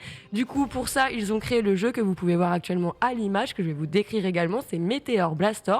Donc ça a été développé avec... Polo, on fera un tuto après l'émission. Faut pas détruire les météores avec le canon, juste. Je vais vous expliquer. T'es sur mobile ? T'es en train de jouer là pour de vrai. Mais t'es sur mobile ? Non, je suis sur le PC. Et c'est pour ça que ça ne fonctionne pas. Il s'agit d'un jeu mobile. Voilà. Je vais t'expliquer après. On rend pas le jeu, mais je peux pas y jouer sur mon support. C'est pas compliqué. Grosso modo, ça a été donc développé par Tele Sendai Broadcast et c'est une chaîne japonaise, et donc les chercheurs de la Graduate School of Medicine de l'université de Tohoku. Et en gros, 5 minutes de ce jeu vont servir et vont suffire surtout à venir détecter. Donc sa particularité, elle réside dans son gameplay, dans son utilisation. En gros, il faut tenir son tel, donc un mobile comme ça, Polo, à 30 cm de ton visage. Et la distance est assez importante, donc 30 cm de tes yeux. Et en fait, ça va être 4 niveaux qui vont être affichés. Et donc, toi, il va falloir que tu détruises les météorites. Et du coup, tu as un laser qui sera mis là pour ça. Donc, un laser central. Et grosso modo, tu dois donc capturer les points blancs. Aussi simple que ça. C'est un jeu de... Bref. Comme Pokémon. Après ça, le programme, forcément, va se charger d'aller évaluer les réactions que vous avez eues lorsque vous avez essayé de détruire ces fameuses météorites. Et du coup, ils vont établir leur rapport et du coup, sortir ce petit rapport qui serait noté normalement de 1 à 5 pour savoir à peu près le niveau du glaucome, s'il est déclaré, et à peu près où est-ce que tu en es, pour qu'ensuite les médecins puissent te conseiller une personne et corriger ton problème avant qu'il soit déjà trop tard, puisque le but, c'est de vous éviter la cécité, de devenir aveugle tout simplement. Donc voilà, vous pouvez vous rendre sur le site, c'est Meteor Blaster. Par contre, c'est sur mobile. Ouais, sur mobile, d'accord. Okay. Je vais essayer de le faire du coup. Mais c'est un jeu qui normalement est super facile. Oui. Du coup, si tu n'as aucun problème. Le but, voilà, c'est ça. C'est pour ça. Vous avez trouvé ça, mais c'est super facile. C'est normal, c'est fait pour identifier si vous avez des problèmes. Si vous n'y arrivez pas, c'est que vous avez un problème. Effectivement, en fonction du score qui sera rendu, on vous conseillera. Donc d'ailleurs, n'hésitez pas. Meteor Blaster, on rappelle le nom pour la 6e fois. Meteor Blaster. Voilà. Une petite dernière pour la route, Meteor Blaster. Meteor Blaster. On va enchaîner maintenant. Let's go. Météo quoi? Cette fois-ci, Meteor Blaster. Ok. On va enchaîner avec un procès. On va partir sur quelque chose de très sérieux maintenant, puisque oui, vous vous souvenez de Spencer Elden? Oui. Ouais. Je m'en souviens parce que Paul m'en a parlé ce matin. J'espère que vous vous souvenez de lui parce qu'il semblerait que vous ayez quasiment tous vu ses parties intimes, quoi. Donc, mais quel enfer, c'est quoi ces trucs là? Il y a un petit, vous souvenez-vous d'un des meilleurs albums, l'un des albums les plus cultes de Nirvana, du nom de les meilleurs et les pires intros d'actu que je sais. Merci. C'était travaillé, réfléchi Génitos, et prévu. Que se passe-t-il? Vous vous souvenez de ce bébé dont vous avez vu les parties génitales? Celui de la pub Evian? Franchement, j'avais envie de bec J'ai la les version gens. Twitch, c'est bon, on essaye. Jaquette légendaire. Bravo Polo. Très fort. Légendaire. Voilà pourquoi j'ai commencé avec son nom, parce qu'il aurait dû vous marquer cet enfant quand même. Enfin, je me souviens de cette jaquette. Et oui, Nevermind, l'un des meilleurs albums Je suis pas laissé marquer. du groupe de Kurt Cobain, Nirvana. Écoutez, ça fait quelque temps qu'on en entend beaucoup parler de cette pochette, puisque le jeune enfant de cette pochette a depuis le temps grandi et en veut énormément au groupe Nirvana pour l'utilisation de cette photographie. C'est pour ça qu'en janvier 2021, il a décidé d'aller porter plainte pour pédopornographie. Et il a bien raison. Alors, tu vas voir, j'arrive après, mais je suis assez d'accord sur un point. On a vendu son sgate. La justice a estimé qu'il est trop tard pour porter plainte et ses avocats ont annoncé vouloir donc faire appel. Sa plainte a toujours été jugée comme étant un petit peu trop fantaisiste. Ça va, c'est bon, tu te réveilles 20 ans après. Quand j'étais bébé, on a vu ça. Bon, après j'entends. Donc voilà, pour avoir en tout cas une chance de remporter un procès face à des tribunaux comme ça. Après, certains se sont un petit peu dit, tiens, ça devrait quand même lui permettre d'aller négocier un arrangement financier comme on fait très souvent aux États-Unis avec les partis. Comme ça, on arrête de faire appel constamment. Petit billet qui tombe, tu as 21 ans, tu es américain, l'université, ça coûte très cher et les partis, ça coûte... Ça peut, voilà. Bref, on va continuer. Mais c'est vrai que Skipper, je te rejoins complètement sur cet aspect légal, puisque moi, ça fait un moment où on voit ce phénomène, les réseaux sociaux, les tendances émergées, les enfants qui sont surexposés, les enfants qui n'ont potentiellement jamais donné un consentement sur cette exposition. Moi, depuis l'enfant, je me dis, il y a un jour où quelqu'un va se réveiller. Sauf que cet enfant, contrairement à aujourd'hui, était anonyme. Jusqu'à ce que Spencer Elden, au 15e anniversaire, refasse la photo, au 25e anniversaire, refasse la photo, qu'à chaque fois prenne du cash, qu'il soit super content de le faire, et là, tout à coup, à 31, il n'y a plus d'argent. Et ma fac alors et l'université. Mais oui, mon chance, il aurait rien dit du tout, il aurait été complètement anonyme, ça aurait été n'importe quel gosse sur cette jaquette. Ouais. Donc, bien sûr. Tu vois, genre, tu te réveilles à la 3e fois pour dire ça. Pour ce cas, c'est pas particulièrement, mais en tout cas, je trouve qu'il y a un vrai problème légal qui commence à se jouer. Le mec voulait du pognon, c'est tout. Ah mais là c'est clair, de toute façon tout le monde le dit. En tout cas, procès pas remporté pour le moment, c'est Nirvana. Il a perdu, qui garde la main. Et il a perdu probablement parce que oui, il en a pas mal joué dans l'avenir. J'ai l'impression, cela dit, que quel que soit l'avis que l'on peut émettre sur cette histoire, tu te retrouves dans les cordes. Donc je vais bien entendu résoudre le conflit en vous montrant moi-même mes parties, pas du tout. En enchaînant. Écoute, avec la suite. Alors, ça a été dit. La suite de la série. J'appelle sa femme pour qu'elle l'arrête parce que j'en ai gérable. On va enchaîner avec Melon Tusk. Merci le chat de me l'avoir rappelé. Je me disais, mais c'est quoi déjà son vieux surnom là de troll? Melon. Déjà, pourquoi j'ai douté de ça? Enfin, évidemment que le mec le plus narcissique et mégalo d'internet, en tout cas, est indétrônable. Eh bien, écoutez, va falloir se calmer le Melon Tusk, puisque évidemment, comme monsieur jusque-là avait son monopole, Melon Paul aussi, vous pouvez l'avoir. Il avait le melon de Paul, oui, Pardon, c'est pas pour toi. De l'autopilote, c'est ça? Mais voilà, les voitures électriques, l'autopilotage, c'est moi. C'est Tesla, c'est moi. Tesla, c'est moi. Voilà, vous avez compris un petit peu. Tesla, c'est pas lui, on rappelle. Hein. Ouais, non, mais il va dire quand même. Accessoirement, ouais. Voilà. Sauf que là, il semblerait que ce soit pas forcément un monopole déclaré, puisqu'il existe Baidu. Baidu, c'est une entreprise chinoise qui est spécialisée dans les moteurs. Et oui, c'est un mastodonte chinois, on pourrait le dire même, qui est spécialisé d'ailleurs aussi dans la recherche de l'intelligence artificielle. Voilà, assez smart, qui vient donc officiellement de dévoiler son premier modèle de taxi autonome, qui prend donc la forme d'un monospace. Et bien sûr, tout ça, c'est 100% électrique. Ça fait plaisir. Alors bien sûr, comme je vous le disais, devinez qui pensait pouvoir profiter de ce créneau. Le Lontox. Je vais faire tous les noms possibles, c'est pas possible. Mais justement, ce véhicule donc a été présenté, est très intéressant. Alors, il a un petit nom, il s'appelle Apollo RT6. Il succède d'ailleurs à la Apollo Moon, qui était le précédent modèle présenté, donc c'était en juin 2021.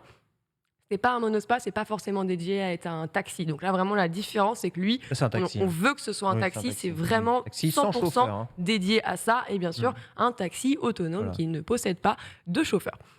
Alors, un petit prix, je vous fais une petite fourchette de prix. D'après vous, combien un véhicule Il n'y a même pas de volant pour intervenir si ça... Non. Ah, tu fais confiance à la technologie. Non.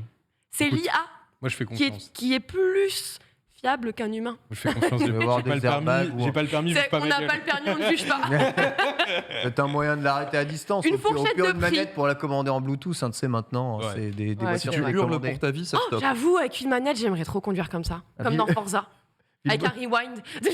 C'est vrai que là, pour l'instant, j'ai quand même... La Villebrequin qui est en train de modifier des BM pour pouvoir les conduire avec des manettes de PS4. C'est exceptionnel. Il est au resto là-bas la dernière fois. Ok. Alors, d'après vous, une petite fourchette de prix. Moi, je dis c'est un truc genre en euros, vers 70 000 euros, je dis un monospace comme ça. Eh bien, 71 000 euros. Voilà. Dollars, c'était le prix de la Moon. Non. C'est pas le prix de Apollo RT6. D'accord, c'est le prix de la Moon. C'est la Moon, c'est l'ancien modèle. Et je peux te dire, d'ores et déjà, c'est moins cher. Ouais, c'est moins cher, ok. En vers 50 000 euros 55. On va dire 45 000, histoire de. Encore moins que toi. Ouais, donc 35 000 euros. Oh, c'est fou. C'est un presque juste prix à 36 000 dollars. 36 000, ouais, ok, je vois. Honnête, hein. Agressif, très agressif. Pour inonder les flottes. Et évidemment, ça arrivera de toute façon avant toute chose en Chine. Il y a beaucoup moins de lois drastiques à traverser à partir du moment où la bonne poignée de main est serrée avec le parti. Oui. On en revient au parti. Le grand parti. On en revient au parti, qui sont vraiment une thématique. On tourne en rond aujourd'hui. Moi, je veux demander à une IA, je tape une partie et je veux voir ce qu'une IA me sort aujourd'hui. Est-ce que je peux serrer la main des parties ? Non, on reste tous ici. Okay. Pour continuer, mais en tout cas, impressionnant, peu cher, mais on va dire destiné à des entreprises de taxi. Purement destiné au grand public pour du taxi et non pas du tout pour des utilisations personnelles. Tu disais que c'était trop tard pour toi, d'après toi, Tesla. Mais en fait, ce qui m'amuse par rapport à Tesla, c'est qu'ils ont toujours eu cette vision, enfin Elon Musk plutôt a toujours eu cette vision que si tu achètes une Tesla, tu vas te faire du pognon après parce qu'elle pourra partir de chez toi, jouer les taxis quand tu ne l'utilises pas et la récupérer. Sauf que pour avoir une vision comme ça sur un marché qui est naissant en fait, c'est quelque part une vision beaucoup trop long terme et ça ne m'étonnerait pas. Je trouve qu'on arrive plutôt sur des mecs qui ont des visions court terme, qui commencent à grappiller du coup les trucs. Plus Tesla évolue et plus ils sont dans la sauce en plus avec leur autopilote. Ouais. Donc en fait, ils sont positionnés. C'est le symptôme du pharaon. C'est ça, ils sont positionnés parfaits pour prendre les pires trucs, qui est les lois, les trop loin, je ne verrai pas ma pyramide. Et pendant que tout est balayé, les autres ils arrivent avec le produit fini.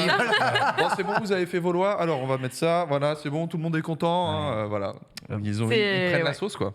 Comme son projet de tunnel pour éviter les embouteillages. C'est vrai que c'est du très long terme. Quand tu vois aujourd'hui le trafic, tu peux pas construire ça comme ça dans les 5, 10, 15 ans. L'innovation passe souvent par ça. Hein. C'est toujours un qui vient, qui a l'idée. Il faut, c'est très bien. Les pots cassés, complètement. Oui. Après, le mec qui vient, généralement, il met pas un lance-flamme en vente en même temps. Quoi, tu vois, mais bon, ça, c'est autre chose. Vraiment, l'autopilote Tesla, actuellement, c'est un super régulateur de vitesse. Franchement, on peut le voir comme ça. Et c'est génial, c'est vraiment génial. Surtout sur autoroute, c'est génial. Ça évite de s'épuiser, à rester concentré H24 tout le temps. Ça fait vraiment passer un trajet sur autoroute mieux, vraiment, qu'avec une concentration totale, surtout de nuit. C'est une sécurité en plus assez importante. Donc bon, bref, on va dire que faites là, c'est surtout le prix qui est impressionnant. Il y a Meteor Blaster. Non, j'arrête avec le placement de ce jeu parce que, en vrai, c'est médical, ça fait de mal à personne, c'est pas grave. On enchaîne avec notre dernière actualité. Cette actualité, elle est un petit peu triste, mais bon, c'est comme ça, c'est la vie, vous savez. La preuve qu'on ne peut pas leur faire confiance. Ouais, non, c'est terrible. Vous savez, le Game Pass, c'est comme Netflix, quoi. Ils font venir plein de trucs et puis des fois, il y en a qui s'en vont. Et voilà. Et on doit leur dire au revoir. Donc vous avez quelques jours pour en profiter. Mais vous en faites pas, nous on est là. Comme ça, si jamais vous n'avez pas eu le temps encore d'aller faire certains jeux, écoutez, il vous restera quelques jours pour aller les faire. Puisque oui, on a une petite liste qui vient d'arriver. On commence avec un titre que notre ami Ken a dû faire certainement. Final Fantasy XIII qui s'en va. Normal, oui, c'est sans grande surprise. C'est PlayStation qui veut mettre en avant tous les FF sur sa plateforme, nouvelle plateforme PlayStation Plus. Donc je pense qu'ils vont les retirer de chez Xbox maintenant qu'ils ont bien rentabilisé. Ils vont toutes les mettre dans la version de luxe. Et Square a pas de plan pour un truc cloud gaming d'eux-mêmes, donc ils font juste le premier, celui qui est le plus offrant. Je leur file le truc, c'est souvent ils filent. Donc le 13, c'est un jeu PS3. C'est ça. Donc les jeux PS3 sur PS Plus Extra ou Deluxe, je sais même plus comment ils s'appellent. À chaque fois je dis Premium, non c'est le Max, ça doit marcher sur le Premium. C'est que des versions cloud parce que t'as pas d'émulateur PS3. Donc c'est relou et t'as plein de trucs qui attirent. Par exemple, tous les Yakuza sont arrivés sur PlayStation Plus et la moitié, la moitié c'est des versions PS3 cloud. Donc c'est un peu. C'est vrai que c'est toujours. C'est un peu nul. Voilà. C'est pas ce qu'il y a de plus fou, mais bon, visiblement, c'est pas le seul de la liste à disparaître. On a également Aragami 2 qui s'en va. On a Flynn, Son of Crimson ou encore The Artful Escape. Je sais pas si vous avez fait The Artful Escape autour de cette table. Non. C'était ce petit jeu indé un petit peu. On dirait le gars, il avait pris des médicaments comme dans les zinzins de l'espace, là. Ah oui, ça me dit quelque chose. C'est le petit jeu indé très coloré. On l'a beaucoup mis en avant, on l'a beaucoup coloré. Et c'est justement, ça mêle musique, on reprend une certaine légende. Je ne vous spoilerai pas tout. Il reste un peu de temps parce qu'il se passe le 15. Mais voilà, ils disparaissent exactement le 15. Et parmi ce lot de jeux qui vont disparaître, on retrouve A Plague Tale Innocence, un jeu vraiment à faire. Toi, c'est le jeu. Et disparaît quand le 15 aussi. J'avais pas vu de le faire. 15 aussi, fais-le vite parce que déjà, justement, pas ce qui arrive, on le rappelle, c'est un jeu qui est sorti en mai 2019 qui racontait donc l'histoire de Amicia et Hugo qui étaient sur le point de se retrouver. Et du coup, le 18 octobre prochain, dans la suite de leur périple, on le rappelle, on a A Plague Tale Requiem qui devrait arriver en plus Day One dans le Game Pass. Alors du coup, attends, je suis en train de me dire, je crois que c'est pas le 15, c'est pas logique qu'il soit mis dans la même liste parce qu'ils disent que c'est au moment où A Plague Tale Requiem arrive que A Plague Tale Innocence va disparaître. D'où le fait de dire, si vous vouliez vous faire A Plague Tale Requiem, faites-vous vite Innocence pour être sûr de ne pas le voir disparaître avant le jour de la sortie. En vrai, c'est très bizarre. Ouais. Visiblement, les deux ne seront pas là en même temps et ne cohabiteront pas. Donc c'est important quand même que vous ayez un petit peu ce message pour être sûr de ne pas passer à côté. C'est complètement nul, mais merci en tout cas de repréciser tout ça, Lox. Et voici pour l'ensemble de la select du jour. Ça en fait beaucoup, évidemment, des actus. Ça régale. On va enchaîner avec notre dossier aujourd'hui. Il est consacré à la seconde vie des jeux vidéo, que ce soit The Last of Us Part 1, et oui, vous avez entendu Part 1, ou encore les ressorties Switch qui vendent 300% plus d'exemplaires que les jeux Wii U. Tu spoil. Exactement. Et y a-t-il intérêt à ressortir tout ça ? C'est le dossier d'Otaksu.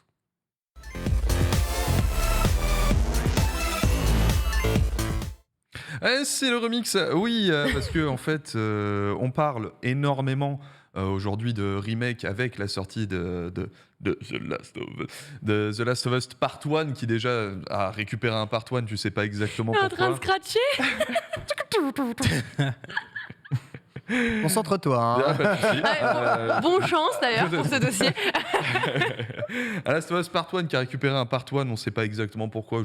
Parce qu'il y avait un partout. Parce que c'était un peu arty, voilà. Il y avait un partout, donc il y a un Part 1. Est-ce que tu veux un peu de sucre dans ton Part 1? Il n'y a pas de souci. Mais évidemment, tout le monde gueule parce que ça reste un jeu qu'on a fait à la fin de vie de la PS3, qu'on a refait au début de cycle de la PS4, en remaster déjà, qu'on refait en remaster dans le truc de The Last of Us Part 2, etc. pour 80 balles ou 125 € de dollars en Australie. Ah ça oui, pique un peu. C'est vrai, il a ce prix-là en Australie. Ah non, ce screenshot m'a Les jeux vidéo à 3 chiffres, En dématérialisé, s'il te plaît. Et même pas en édition collector ou quoi. Du démat à plus de 100 balles. C'est le 35 le plus naturel du monde. C'est pas la triste vie des Guadeloupéens tout le temps, en fait. Les jeux vidéo à 3 Alors, les tous, Martinique, c'est les Antilles, les îles, quoi. Même en Polynésie ou que tu sois, dès que tu es sur une île, tout ce que tu dois faire importer va être taxé. Voilà, pensez aux frères et sœurs, parce que c'est la compassion la plus totale. Mais pour le coup, j'avais pas envie d'être négatif sur cet angle-là, parce que la négativité, ça ne me connaît pas du tout. C'est un super jeu. C'est un très bon jeu qui plus est. Si vous n'avez pas fait The Last of Us, faites part 1. Tant qu'à faire, c'est la supérieure version, c'est sûr. Il faut avoir du pognon, mais c'est la supérieure version. Par contre, on a des beaux exemples en fait dans le jeu vidéo de jeux qui sont sortis une première fois, qui n'ont pas forcément eu un très très grand succès, puis une seconde vie ou une troisième vie qui leur ont enfin donné leur aura de noblesse quelque part. Évidemment, le plus grand exemple de ça, tu l'as dit en introduction, Ken, c'est juste l'intégralité de la bibliothèque de la Wii U. Parce que bon, la Wii U, ça reste la seconde console la plus maudite de Nintendo, je pense, après leur console 3D, le Virtual Boy. Ouais, et là, pour le coup, c'était même juste injouable en vérité.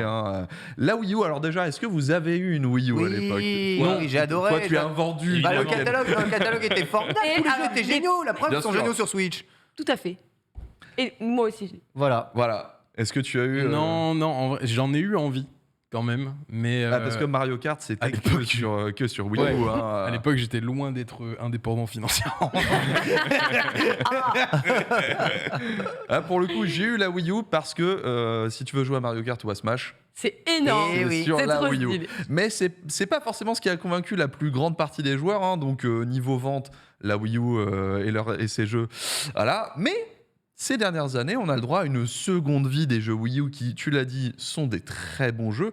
Oscar Lemaire a refait les chiffres là récemment par rapport aux ventes des jeux comparés entre leur version Wii U et leur version Switch. On a un petit tableau à afficher et c'est évidemment des excellents jeux qui se revendent. Mais tellement mieux. Regardez le Mario Kart 8 Deluxe qui passe de 8 millions à 46 millions d'unités, une progression. En même temps, le parc de la Nintendo Switch, c'est en plus. C'est la totalité. C'est en plus, c'est ça. Oui, c'est même pas un total. C'est comme si c'était deux jeux différents, même si c'est les mêmes. Chaque unité de Nintendo Switch a quasiment acheté le jeu. Bien sûr, Bayonetta 2, il a dépassé le million d'exemplares vendus. Donkey Kong qui a fait 4 millions face à 2 millions. On a Super Mario Bros. U qui a doublé ses ventes, Pikmin 3 qui a presque doublé, bref. C'est juste ratio. Voilà. C'est W plus 100% ratio. Et en fait, ce que je trouve très amusant avec cette bibliothèque Wii U, c'est qu'elle connecte thématiquement un peu tous les jeux dont je vais vous parler. Parce que dans la bibliothèque Wii U, on peut voir par exemple Bayonetta 2. Oui. Mais il faut voir que Bayonetta 1 fait aussi partie des plus grands exemples des jeux qui se sont pris une zouloute à leur sortie et qui ont réussi par la seconde sortie, par la troisième sortie à enfin être respectés parce que Bayonetta 1, quand il est sorti, la version, le SCUD officiel, c'était normalement la PS3. La version PS3, c'était 30 FPS. C'était un enfer absolu, mais c'était la version officielle des développeurs. Au Japon, il n'y avait que cette version-là. Les éditions collector, les trucs comme ça, c'était surtout sur PS3, mais on a découvert que la version Xbox 360, elle tournait à 60 FPS. Donc la plupart des joueurs, en fait, l'ont acheté sur PS3, parce que jeu japonais PS3, tu vois, et se sont pris la douille max pendant que les joueurs Xbox étaient là. Mais attendez, mais c'est le meilleur beat'em all des dernières années. C'est de quoi vous parlez, tu vois. Tout le monde était un petit peu salé, mais Bayonetta a connu de multiples ressorties, notamment sur PC avec Vanquish, qui fait un petit peu aussi partie de ces jeux-là, même s'il n'a pas connu le même destin, et surtout les ressorties sur Nintendo Switch, après que Nintendo ait donné son soutien en fait à cette licence qui devait mourir. On a connu maintenant un Bayonetta 2 qui est million-seller sur Nintendo Switch. Ce qui était franchement pas gagné. Un autre jeu Wii U qui a connu quelque part un second destin beaucoup plus brillant que son premier, c'est The Wonderful 101. Oui, c'est vrai, les petits mini-jeux. Globalement, la team de Beautiful Joe, qui était une exclue Nintendo, un peu un Pikmin / Beautiful Joe. C'est ça. Tout petit, t'as l'impression, c'est ça. Qui est développé par Hideki Kamiya, qu'on connaît justement pour Beautiful Joe, mais aussi pour Bayonetta. Comme quoi, thématiquement, on est connecté. Et clairement, sur Wii U, ça avait aucune chance de devenir un carton. Il était trop bien le jeu. Et pourtant, le jeu était excellent. C'est ce qui fait que Nintendo, mais alors le twist qu'on n'aurait jamais imaginé, a donné gratuitement les droits à Platinum Games de publier le jeu comme ils voulaient. Donc ils ont pu faire un remaster. Ils ont lancé un Kickstarter qui a engrangé 235 millions de yens. Et sur le coup, ça a été le record de Kickstarter. Ça a été le record de l'époque. Ça fait environ 1,6 million d'euros. Et ça y est, The Wonderful 101 Remastered, maintenant disponible sur littéralement quasiment toutes les plateformes à part le mobile. Donc n'importe qui veut découvrir ce jeu aujourd'hui, qui était ultra barré à l'époque et qui était franchement condamné à mourir, peut le faire. Est-ce que vous avez eu la curiosité du coup de tester Wonderful 101 ? En vrai, moi je l'ai fait sur Wii U. Bah ouais, ce que j'allais dire, moi je l'avais eu sur Wii U. J'ai absolument pas racheté le jeu. Par contre, non plus. Je l'ai fait sur Wii U, j'ai adoré. Mais après, quand j'ai vu le Kickstarter, j'étais trop contente pour eux et tout. J'ai dit, en plus, c'était, on les voyait un peu, je vais pas dire comme des indés, mais tu vois, c'était la petite licence qui passait un peu soum quand même. Voilà, ça a cartonné. J'ai vu un record de Kickstarter. On n'avait jamais vu un Kickstarter avoir un plafond aussi haut. J'ai dit, tant mieux pour eux. En vrai. Tu vois, il on leur fait pas plus de mal. Fallait quand même des arguments pour que je puisse racheter les jeux sur Switch. Autant Mario Kart 8 Deluxe, à la version Deluxe, il y a tous les persos, il y a tous les machins, il y avait un autre système de jeu. Tu vois, j'ai repris directement. Mais New Super Mario Bros, par exemple, j'ai pas acheté la version Deluxe. Pour moi, c'était vraiment exactement le même jeu que j'ai fait sur Wii U. Je n'ai jamais racheté le jeu. Tu vois, ils ont quand même dû retaffer un peu sur The Wonderful 101 parce que c'était un jeu qui utilisait énormément la mablette. Donc qui comptait sur 2 écrans en vérité. Là, on a en fait une surimpression. Ils se sont fait un picture-in-picture comme on l'appelle quoi. En gros, t'as le grand écran et t'as le petit radar sur le côté. Ça fonctionne et surtout ça permet à ce jeu-là de connaître un petit peu mieux. De toucher son public en fait. Il n'était pas forcément sur Wii U au final. Et Kamiya, c'est encore une fois un maudit. Et un de ses grands exemples, c'est à l'époque de Clover Studio, qui était un petit studio dans la vague de Capcom, qui est connu principalement pour avoir développé Okami. Voilà, je me disais Clover. Okami, le jeu maudit. Clover, c'est aussi Beautiful Joe en vérité. Donc un Zelda-like, si vous ne connaissez pas, où on incarne Amaterasu, qui est la déesse du soleil. À l'époque de sa sortie, c'était sur PS2. Là, on a vraiment le jeu PS2 original. C'est un bon succès d'estime, mais alors niveau succès commercial, c'est 200 000 copies vendues. Pour vous dire, c'est le genre de chiffres que font les jeux indés japonais sur PS Vita. 200 000, donc c'est pas fou, très clairement. Mais on a eu le droit quand même, là encore, à une seconde vie. Il va même avoir 3 vies ce jeu. La seconde vie, ça va être la sortie sur Wii. Pourquoi ? Parce que, en fait, on le voit là sur ce trailer, le jeu a toute une mécanique de gameplay qui est faite sur un pinceau pour faire des sigles, pour débloquer des sorts, etc. etc. Donc, quelque part, il trouve le plus son sens sur la Wii avec le motion control. Ça lui permet d'atteindre un public plus large, mais encore une fois, on va rester bloqué à 280K en Occident. Et justement, c'est un des trucs amusants avec Okami, c'est qu'il a gagné un Guinness World Record. Est-ce que vous pouvez deviner le Guinness World Record qu'il a gagné à cette époque-là ? À cette époque ? À l'époque de la Wii. À l'époque de la Wii. C'est chaud. Qu'est-ce qu'il aurait eu comme Guinness ? Le jeu, c'est horrible, je peux pas dire ça. Non, mais il faut y aller, parce que le Guinness World... C'est pas le jeu AAA le moins vendu de l'année, un truc comme ça ? Pas loin, j'allais dire le jeu qui a coûté le plus cher, qui a eu le moins de ventes, quoi. Pas loin. En fait, c'est le jeu avec le moins de succès commercial et ayant gagné un prix du jeu de l'année. Pour vous dire comment il s'est pas fait respecter quelque part. La dureté du prix, quoi. C'est quoi ça ? Franchement, ça m'en triste parce que c'est un très grand jeu. Qui pense à remettre un prix pareil en fait ? Genre en mode Je pense que c'est un mec qui fait les gars, j'ai une idée. Les gens citent Goden dans le chat, et c'est vrai que Goden, c'est aussi le beat'em all de chez Capcom, pareil, qui s'est ultra pas vendu. Il n'a pas connu de seconde vie, justement. En fait. Et non, Goden, par contre, ils ont tué le projet. Et Goden faisait partie, justement, de la grande époque Clover et du Capcom 5, comme on les appelait. Hélas, on attend, j'espère à un moment que Goden retrouvera son odeur de synthé. En tout cas, Okami a finalement eu une troisième vie avec les Okami HD et c'est là qu'il a enfin dépassé le million seller. C'est là qu'il s'est fait respecter le jeu. C'est une en fait, l'histoire, elle est encore plus belle du coup. Je savais pas pour ce record. Mais il a vraiment dû passer étape sur étape sur étape. C'est aussi, il a aussi fait une apparition dans Ultimate Marvel vs Capcom 3 qui l'a un peu aidé aussi pour regagner en popularité. Parce qu'Okami, c'était vraiment pas gagné alors que c'est un grand jeu. En vérité, c'est un grand jeu. Bien sûr. Dans la même période de développement, justement, on parlait du Capcom 5, on parlait de Clover Studio, on a Resident Evil 4. Alors là, pour le coup, on va pas parler d'une seconde ou d'une troisième. Lui, il a mal piffé la machine, quoi. Lui, c'est la touillance la plus absolue. Alors, vous allez comprendre avec ce trailer où je vais en venir. Donc, à l'origine, c'est une exclusivité GameCube. Tout à fait. Mais il est sorti très rapidement après sur PS2. On se rappelle qu'à la GameCube avait une édition collector avec une manette en forme de tronçonneuse. Aujourd'hui, oui, tout à fait. C'est une des collecteurs les plus difficiles à trouver aujourd'hui. Tu m'étonnes. Aujourd'hui, Resident Evil 4, vous l'avez partout. Mais alors, la touillance, c'est qu'aujourd'hui, vous avez Resident Evil 4 en réalité virtuelle. Là, on n'est même plus sur la seconde vie, on est sur le 21e degré, le cassage du 4e mur. C'est une exclusivité Oculus Quest 2 et c'est une réédition du jeu intégralement en réalité virtuelle qui a été développée par Armature Studio sous Unreal Engine 4.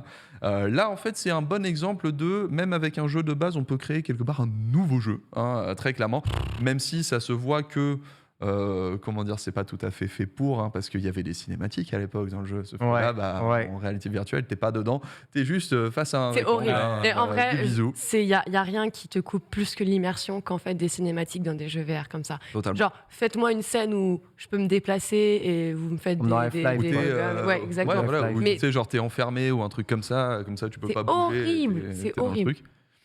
Mais le jeu est excellent et par contre, c'est vrai que tu redécouvres le jeu parce que la façon de jouer elle est tellement différente que c'est un vrai plaisir.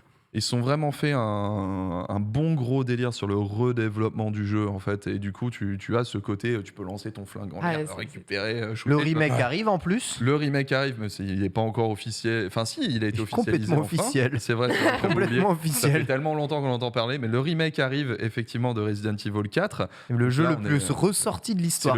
Capcom c'est des champions du monde du recyclage. Capcom c'est très fort pour ça, faut dire. Et en même temps, quand tu as une licence qui marche aussi bien avec Resident Evil, qui, je vais pas dire les a sauvés, mais fait quand même partie des licences les plus fortes que Capcom. Non, mais tu peux le dire, les a sauvés. Très littéralement. À mes yeux, Resident un petit Evil peu. 7 a sauvé Capcom, clair et net, parce qu'ils étaient vraiment en train de creuser. Et Monster Hunter World les a sortis complètement. C'est les deux là, le combo des deux a fait que Capcom aujourd'hui a une place vraiment décente. Ils auraient été rachetés, je pense. Donc c'est quelque part pour dire que un jeu peut aussi donner une seconde vie à son éditeur. Tout à fait. Beau, on reste sur la thématique. On dit j'oublie Skyrim, et c'est vrai, vous avez raison, j'oublie Skyrim. Skyrim. Mais après, voilà, là en fait, on reste un petit peu. Si on parle des sorties de RE4 sur Wii, sur PS2, sur PC, machin, on reste sur le portage où fondamentalement, c'est fait pourquoi ? Pour faire des thunes. C'est clair. Voilà, et on va pas leur cracher à la gueule pour ça. Seconde vie aussi. Par contre, là, on va même plus parler d'une seconde vie parce que c'est l'exemple le plus probant, l'évolution la plus marquante, au point que les joueurs de ce jeu-là deviennent des suppôts de ce MMO japonais. C'est bien évidemment Final Fantasy XIV. N'importe qui y joue devient juste. Vous devriez jouer à Final Fantasy XIV. On a tous un gars comme ça dans ta vie. On a tous un gars comme ça. Un gars, une fille d'ailleurs. Cassim de Frandroid qui est mon convertisseur. Les mecs qui arrivent face à toi. On a tous un convertisseur. Les forceurs de Jojo, c'est pareil, on les connaît. Les druides à côté de nous, c'est la base. Alors Final Fantasy XIV, pour la petite histoire, c'est que c'est sorti à la base en 2010. Et c'était surtout après le mouvement social et culturel, mais phénoménal qui a été Final Fantasy XI, le premier MMORPG dans la licence Final Fantasy, qui était sorti sur PC, mais aussi sur PS2, ça utilisait le truc Ethernet à l'époque, et curieusement c'est aussi sorti aux US, même si les joueurs américains étaient surtout sur des serveurs japonais pendant très très longtemps en import. Franchement, c'est une explosion de ouf. C'est limite un culte dans la culture japonaise. Donc, la suite est attendue au tournant. Vous n'imaginez même pas à quel point. Et non seulement ça, mais la suite va sortir à la période où il y a un certain World of Warcraft sur le marché, qui a juste révolutionné lui aussi le Gemu, avec des millions et des millions, des dizaines de millions de joueurs. Et sauf qu'à la sortie de FF14, dont on voit le premier trailer là pour la version 1.0, catastrophe absolue. Ça, c'est le trailer 1.0, ça. Ouais.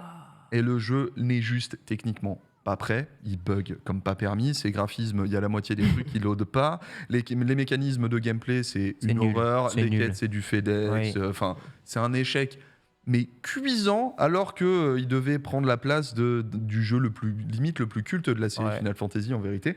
Donc après quelques patchs, on a tout simplement le réalisateur original du jeu, Monsieur Tanaka, qui fait désolé gens, disparition, ninja, jutsu, il n'y a pas de feinte. Allez, ciao. Ah oui, non mais là, tu vois le gif du gars qui disparaît en faisant ça ? Tanaka a fait ça alors. Hop là, on est parti. Et on a ce cher Naoki Yoshida, dit Yoshipi, qui reprend mais quasiment l'intégralité du jeu. C'est-à-dire que non seulement il devient le nouveau directeur du jeu, mais il met aussi une nouvelle équipe en place, aussi bien sur le scénario que sur le système de jeu. Globalement, il n'y a que fondamentalement la direction artistique qui n'a pas vraiment bougé. Et après quelques patchs, la nouvelle équipe fait les gens, en fait, si on veut corriger le jeu, il faut recréer le jeu. Pas 2-0, genre même le moteur était complètement foiré. Ils ont mis 3 ans, mais ils ont sorti Final Fantasy XIV Realm Reborn. Et alors là, c'est le Final Fantasy XIV que l'on connaît aujourd'hui. C'est l'explosion, c'est incroyable. Sa qualité n'est plus approuvée du tout. Tous les joueurs qui goûtent, on l'a dit, se transforment juste en zélo, en suppôt de FF14, très clairement. Et le pire, c'est que maintenant, tout ça. les 60 premiers niveaux de ce jeu sont désormais free-to-play, autant vous dire. Oui, c'est vrai. C'est vrai. C'est du Final Fantasy. C'est une grosse 14, première dose qu'il faut faire. Ça, ouais. Et plus facile à manger, parce qu'avant, il fallait vraiment manger plus de quêtes. Là, maintenant, c'est plus facile de faire les quêtes principales. Tu enchaînes les quêtes comme pas permis, au point que en fait, les quêtes bleues et les quêtes blanches ne servent à rien. Faites juste le mode histoire et vous avez votre niveau. On est à bientôt 40 millions de joueurs, dont quasi 2 millions actifs. Ce qui est énorme, c'est le 3e MMO le plus joué au monde après World of Warcraft et Destiny 2. Ah, c'est vrai, Destiny 2, incroyable. Il est là. Oui, c'est... c'est l'anniversaire aujourd'hui. C'est le free, donc bref. Game. Voilà, tout ça pour dire, ça vous fait un petit tour d'horizon. Vous pouvez voir qu'en fait, il y a évidemment la notion de pognon, mais dans le jeu vidéo, ça reste important d'essayer des secondes et des troisièmes vies. On est quand même sur des œuvres artistiques, comme tu le disais tout à l'heure, et ça prouve quand même que l'impact d'un jeu vidéo, ça ne se mesure pas qu'à ses ventes le jour de sa sortie. C'est vrai. Merci beaucoup Otaksu pour ce tour d'horizon. Vous allez du coup probablement manger, et c'est pas parce qu'un jeu se vend pas qu'il est mauvais. Peut-être jour de la sortie a-t-il mal trouvé son public, ont-ils décidé de le sortir simultanément que GTA 6 et Final Fantasy 16, on ne sait pas. Il y a plein de raisons qui font parfois qu'un jeu ne fonctionne pas, ne trouve pas son public. C'est pas pour autant qu'il en est mauvais. Voilà, le tout est de savoir persévérer. Et parfois, les sorties ou les portages peuvent être un bon moyen pour des gens de découvrir des jeux vraiment cultes. Mon exemple, moi, c'est Pikmin 3. Rien à faire sur Wii U d'acheter Pikmin 3. J'ai découvert sur Switch. Je suis vraiment content d'avoir découvert ce jeu. J'avais jamais fait un Pikmin et j'étais très, très heureux de le découvrir. Voilà, c'est important, le support. Ça compte aussi. Tu as un exemple comme ça qui te vient en tête, un skipper de jeu que tu as fait durant cette sortie, parce que jamais au début. C'est le timing. C'était le timing de sortie surtout de Rainbow Six à l'époque, tu sais, qui était sorti pendant la période des attentats. Et du coup, évidemment, pas de promo autour du jeu parce que le thème il collait pas du tout à ce moment-là. Et c'est vrai que Rainbow a démarré un peu difficilement finalement, et il a trouvé ensuite son public, et il a trouvé une sorte de deuxième vie alors qu'il était un peu mort dans l'œuf à cause d'événements complètement extérieurs à la sortie du jeu et qui n'étaient pas du tout liés à sa qualité. Donc l'exemple qui me vient en tête, c'est celui-là. Je sais pas si Rocket League avait autant cartonné aussi au début que ça ne l'a fait. Franchement, Rocket ça a explosé parce qu'il était PS Plus à sa sortie. C'est ça, il était gratuit sur le PS Plus, donc tu avais tout le temps des joueurs et tout. Il y a eu un vrai truc. Même moi, j'y ai joué alors que je n'aime ni les voitures ni le foot. Pas grosse fan de foot et ni de voitures. C'est les voitures, j'adore. Un exemple de jeu que tu as découvert sur la ressortie En vrai, là, depuis tout à l'heure, j'étais en train de le chercher. Tu vois, Rainbow Six, c'est pareil, c'est un jeu que j'ai mis du temps avant d'y aller, de découvrir. Mais non, pas particulièrement, en vrai. Let's go. Bah écoute, des fois, et on est à la pointe Peut-être Cyberpunk dès le début. Peut-être que Cyberpunk sera un jeu qui sera découvert par de nombreuses personnes une fois qu'il sera ressorti. C'est vrai aussi. Voilà en tout cas pour ce sujet. Merci beaucoup au Taxou. On va pouvoir se terminer avec l'archive du jour. On va parler des zinzins de l'espace, le dessin animé. C'est parti.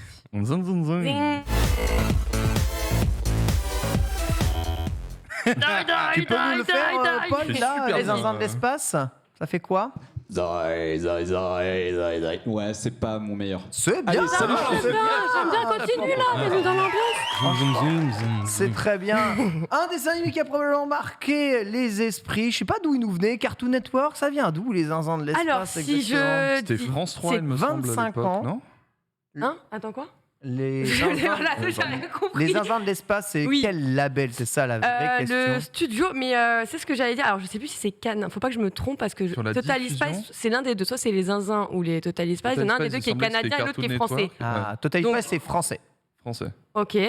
Donc les zinzins, c'est canadien. C'est français alors aussi. C'est formidable. Attends, les deux sont français? C'est réanimé. Et on a chanté Oggy et les cafards, donc on est complètement.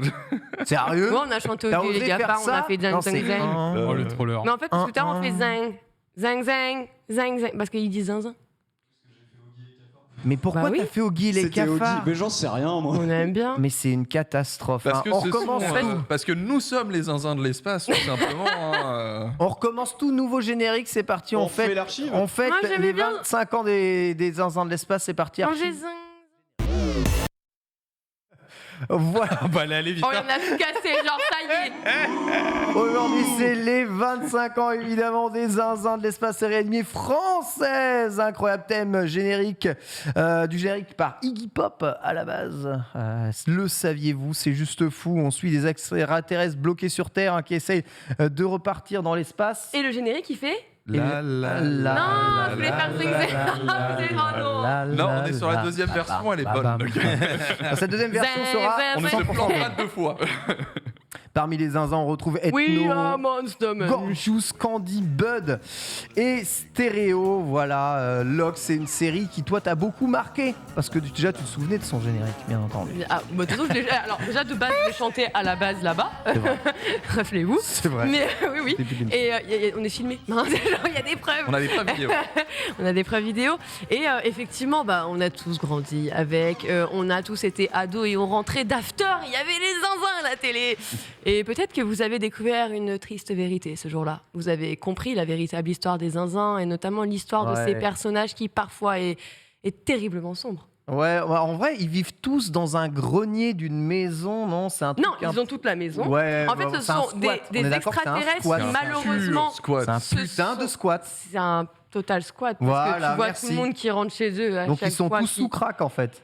Bah écoutez, on a découvert que par exemple Bud, s'il a les yeux rouges et qu'il regarde un écran qui grésille, c'est parce qu'en fait il correspond à une variété de cannabis qui porte le même nom, avec la même couleur. Et du coup, effectivement, c'est pas tant pour les enfants que ça finalement, les zinzins de l'espace. Ils sont dans un squat, il y a des drogués, c'est des zinzins quoi. Tout le monde dit c'est l'animé des squatteurs foncés. Mais moi je voyais pas ça quand j'étais enfant au secours. Mais t'as un mec dans le grenier en train de faire des trucs, mais on le voyait pas enfant. C'est Breaking Bad version. Mais tu ne peux pas voir ça squatter, enfant. L'autre c'est un maniaque. Moi je rigolais trop parce que moi j'étais en mode on dirait mon père. Genre au final c'est un gros maniaque avec son aspirateur dès qu'il y a un truc et tout. En fait ils ont tous des pathologies. Tu vois. C'est exactement ça. Moi j'ai pas eu la relecture. Hein. Mais du coup, la relecture, je l'ai eu très tard, tu vois. C'est quand j'ai revu que ça passait la nuit et que j'arrivais, que je regardais, je lançais la télé et tout, et je voyais ça. Et en fait, j'ai vu d'un nouvel œil, j'étais traumatisée. J'ai dit, mais attends, mais moi j'ai passé mon enfance à rigoler, à pas comprendre Oggy et les cafards, les zinzins et compagnie, quoi. Il y avait les Razmoquettes à côté. Enfin, genre, tu vois, c'est. Bref, bon, c'était un pan de notre histoire. Joyeux anniversaire. Skipper, ça t'a marqué cet animé ou pas? Non, zinzin, je suis passé un peu à côté. Moi, j'étais matrixé par les Power Rangers, mais d'une force. Ah ouais, d'accord. Okay. Action Man aussi.